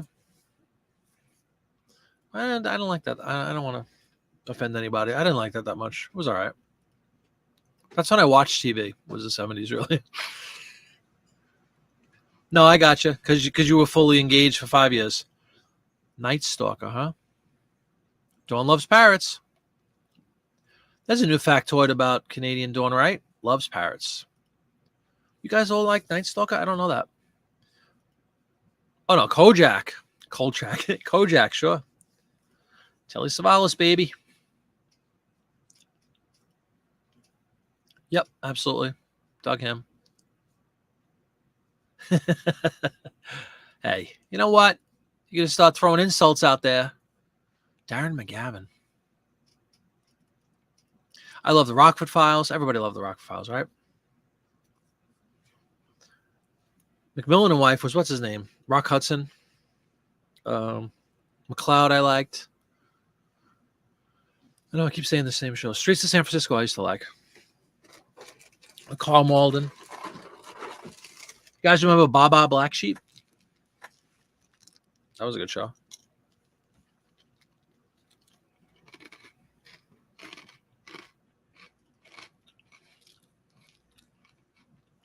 Not familiar with Night Stalker. What was the premise there? That he's a ghost hunter or something you said?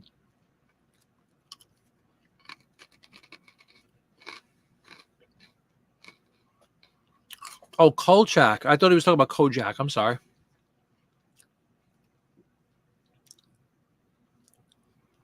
It's kind of funny. Yep, Dennis Weaver.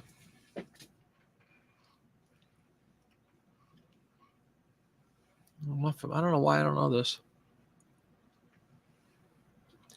I guess, yeah, it's one of those things that suddenly becomes nostalgic, right? But I'm sure they weren't all good. But yeah, the ones I enjoyed, the ones I watched anyway. It's one of those things again. Like now, you might watch something and say, "Oh my god, that was awful." Like, but to me, like Barney Miller was awesome. I love that. Everything. I used to have a ritual of watching. Like Barney Miller was Thursday night. And then Tuesday was the mega night because it was Happy Days, Laverne and Shirley, Three's Company. That was like the mother of all nights, Tuesdays.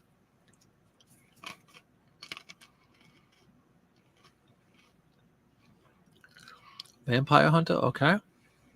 Oh, Barnaby Jones, sure.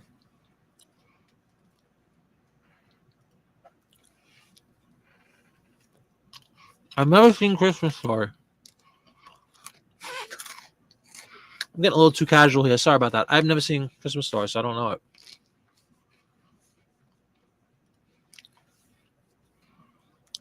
You getting goosebumps? Good. We're always looking for things to distract from doing the things we're supposed to be doing, like listing and selling, right? You know, it's funny. We were talking about the baby of the group, Kelly. But see how he's not getting caught up with this nonsense. He's there listing his postcards right now. That's what he's doing. Listening to us laughing, saying, "What is this?" Sure. Aaron, what's his name? Burr. Raymond Burr. Yeah, I didn't watch that. I love Barney Miller. One of my favorite shows. Thursday nights, ABC. Still here, Jeff. We're on to, you know how it always, depending on your perspective, deteriorates to the point where we start talking about TV shows and movies and food and cars and the Mets and, trivia questions. We're at that point. Yes, Fish. Yes, he did. And who was on Fish? Who was one of the kids in Fish? Rutan. Who wound up on another show a couple of years later. I liked the Fish show. I was one of the idiots that watched that.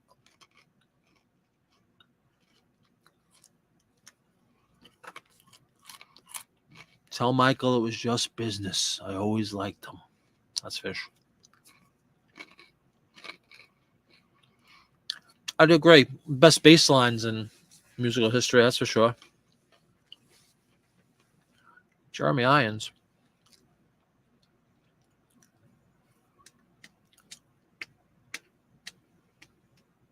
Yeah, well, don't even get me with that one again. Yeah, I haven't seen that. Yeah, we're doing TV now. Diverse Ventures. We're on to the TV show. So bring what you got. We'll discuss the pros and the cons. We'll get the names wrong. We'll get the stars wrong, but we'll have fun doing it because it is Friday night, isn't it? I have to get to bed soon, which is a dread because I'll never be able to fall asleep. I have to be on the road at 5:30 in the morning, loaded, which means loaded my whole Jeep. I have to load all my stuff. All my equipment has to be transported from my homestead to the vehicle. And key turned and on the road at 5:30. So, man, oh, man. Yeah, Stephen, we had a whole conversation a couple of weeks about this. I had never heard of it, and they were quoting things from it or something, and I was told I need to watch it. Oh, you did watch it right after? Yeah, I think we talked about that. Winter Crow might have brought that up. Ironic, right? Yes, that's what I was saying. Of course. So, he was a main character. Tell Michael it was just business. I always liked him. He's one of the few people on Godfather that get whacked. You don't see him get whacked. It's just implied that he got whacked. Sally. Ava Goda, and he looked exactly the same in Godfather till the day he died. He always looks exactly the same, Ava Goda. The band Black Flag? BJ and the Bear, sure.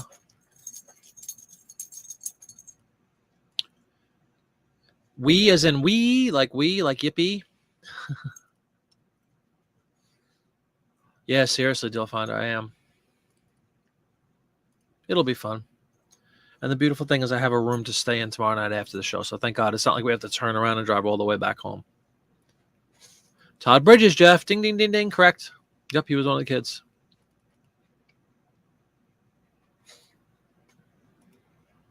Also, in Cheap Detective with Peter Falk. There you go. Rootin' digging deep for Abe Vigoda trivia. Convoy. I remember seeing that. Yep.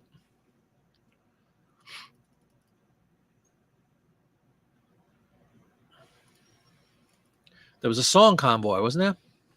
Convoy. When everybody got CB radios.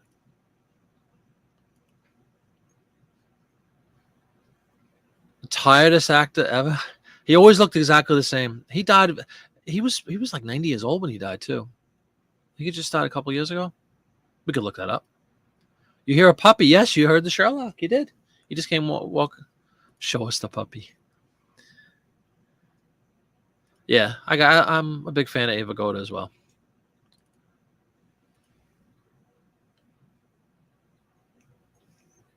Black Flag. Dead Kennedys. The show tomorrow is in Williamsburg, Virginia. Colonial Williamsburg, Winter Crow. Have you ever done any recreations down there? Colonial Williamsburg. Playing in a beautiful place called the Maine of Williamsburg. You can look it up. Maine is in the state, M-A-I-N-E. It is a private dinner show that we found out was sold out, so I'm really psyched about that. It'll be crowded. It'll be filled. We'll make a lot of money. The venue will make a lot of money. And that's always the goal. C.W. McCall.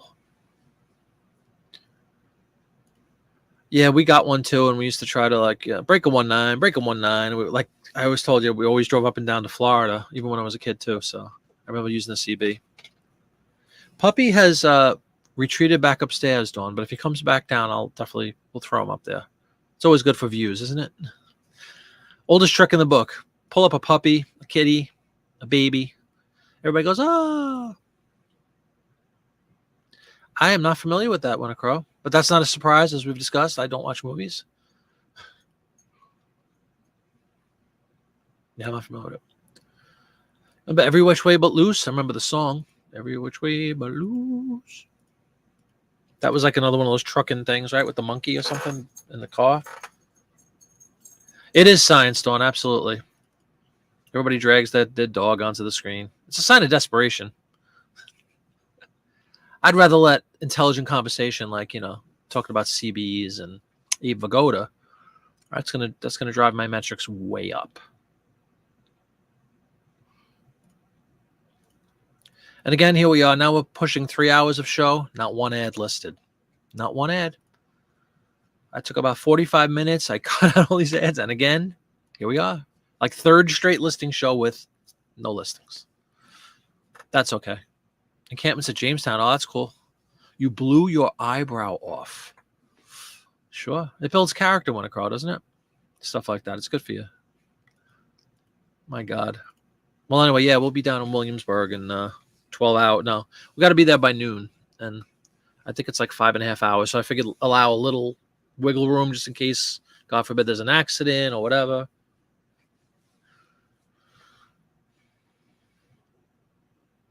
She's the sheriff. Suzanne Summers. Oh, yeah.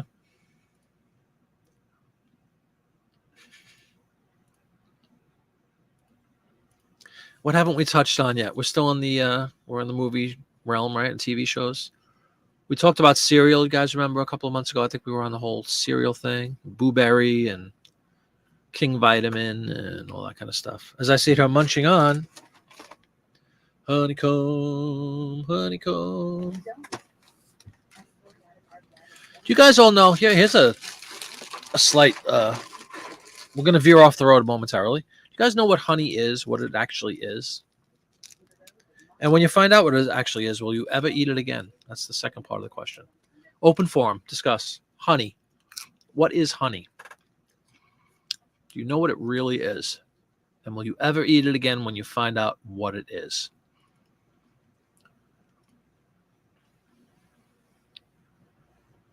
Yeah, that's a great point. Dawn hitting it right on. Yeah, no grape nuts yet. Murder by death. Close rootin', close.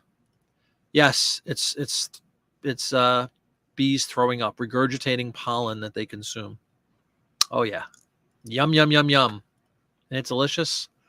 Look at Jody, still in the house. Spit, and yes, I eat it. Well, I'll tell you, I used to until I realized what that was. That's like that for a lot of. Jell-O is another prime example. I always was skeeved by Jell-O because it's such a bizarre texture to it. Even as a little kid, I was like, what is this? And they try to jazz it up with the flavors and all that, and 6 pounds of sugar in it. But then when you find out what gelatin is, whoop, never eat it again. And honey was high on that list for me too. Like, I know this is honeycomb, but let's be honest, there's really, if anything, very little honey on this thing.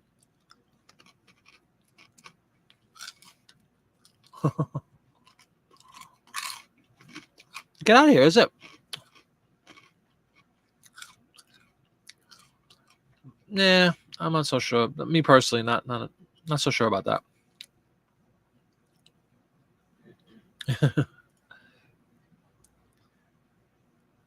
Yeah, but why? Think about it. Why? Why is it any different?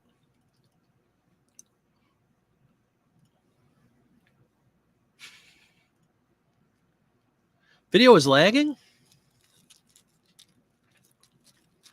Not on my screen. Is video lagging for anybody else? If it is, nothing I can do. It's not me. It could be YouTube.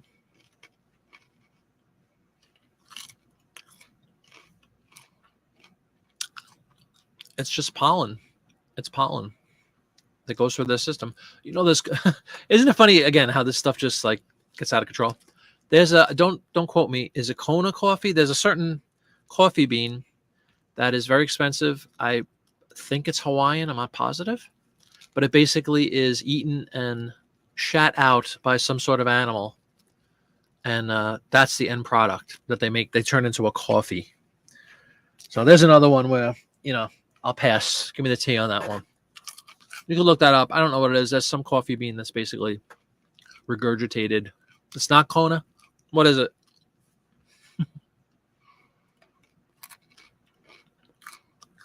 Try hitting the live button. Yeah, it's a good way to catch up.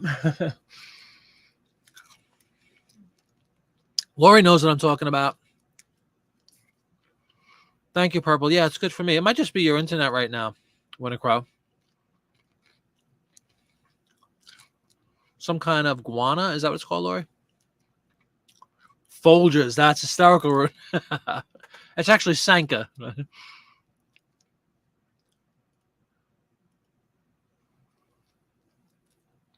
Figs are dead wasps or something? What? Figs are a plant. There's one that's eaten by a specific kind of cat. Yeah, something like that, right? Uh-oh, Steve. Ambergris whale puke used in expensive. Oh, I know. Please, everything is. I know. If you get down to it, most things are made from disgusting things, but we don't know about it. Tasted cranberry sauce, thinking it was Jell-O. One of my wife's favorite things on this planet is cranberry sauce. Thanksgiving or anytime. Well, the mother of all, the perfect storm of disgusting combinations is eating the coffee that comes out of a cat and then stirring some honey into it. Woofa. Civis cats? I'm not sure. You heard that incense are just camel dog? That's possible too. Speaking of, you were just talking earlier about checking out the puppy. We went into the pet store, and it's not like a chain. It's like a mom and pop pet store that we frequent all the time for our puppy. We get him his food and his treats. We're in there the other day, and I'm sure anybody who has a pet and goes to a pet store, every once in a while you'll see some fairly disgusting products like pig ears and stuff, as chew toys that are actually, natural. Well, we were looking for one of his snacks, his treats that he has. And unbeknownst to us, on the floor, there was a bag of what was literally said on the thing. It was sheep lungs, dried sheep lungs, in a bag. I guess they were like chew toys or something. Just repulsive. So I'm not sure. Are there dead wasps in figs? Oh, you know what stinks about that? I love a fig Newton. Love a fig Newton.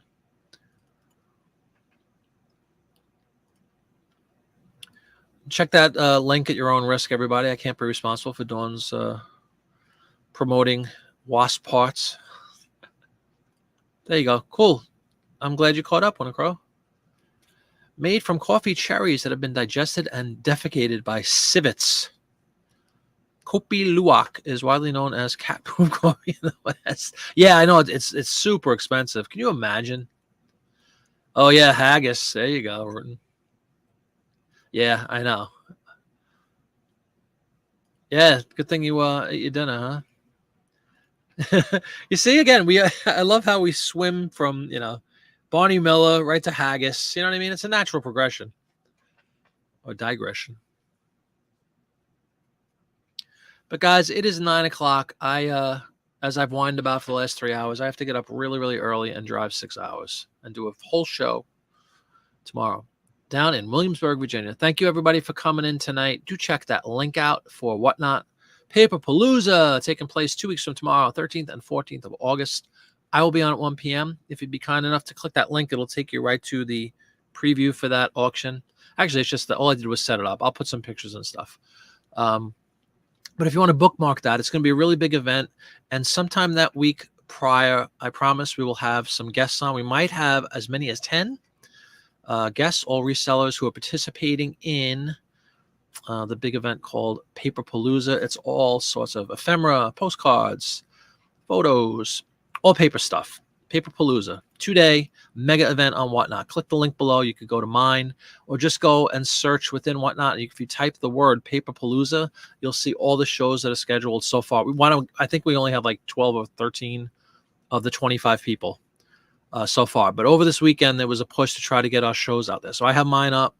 If you guys want to click that link, you can be taken to it. You can bookmark it, and I will see everybody. That's 2 weeks away. We'll have plenty of times to talk with everybody before then, but I just want to start promoting it. It's going to be a really cool event. I love the attention that it's drawing in general to Whatnot for people that like us that love ephemera and stuff of that ilk. So have a great night, everybody. We'll see you on Monday. I'll be tired, but I will see you on Monday. I'm not going to blow it off again. I did that one night. Unacceptable. But it was 100 degrees. Yeah, stop at New Egypt. Thanks. Thanks, guys. I look forward to seeing everybody on Monday. Have a great weekend, a safe weekend. I'll let you know how the show went tomorrow. And go buy CDs. Buy them. Good night.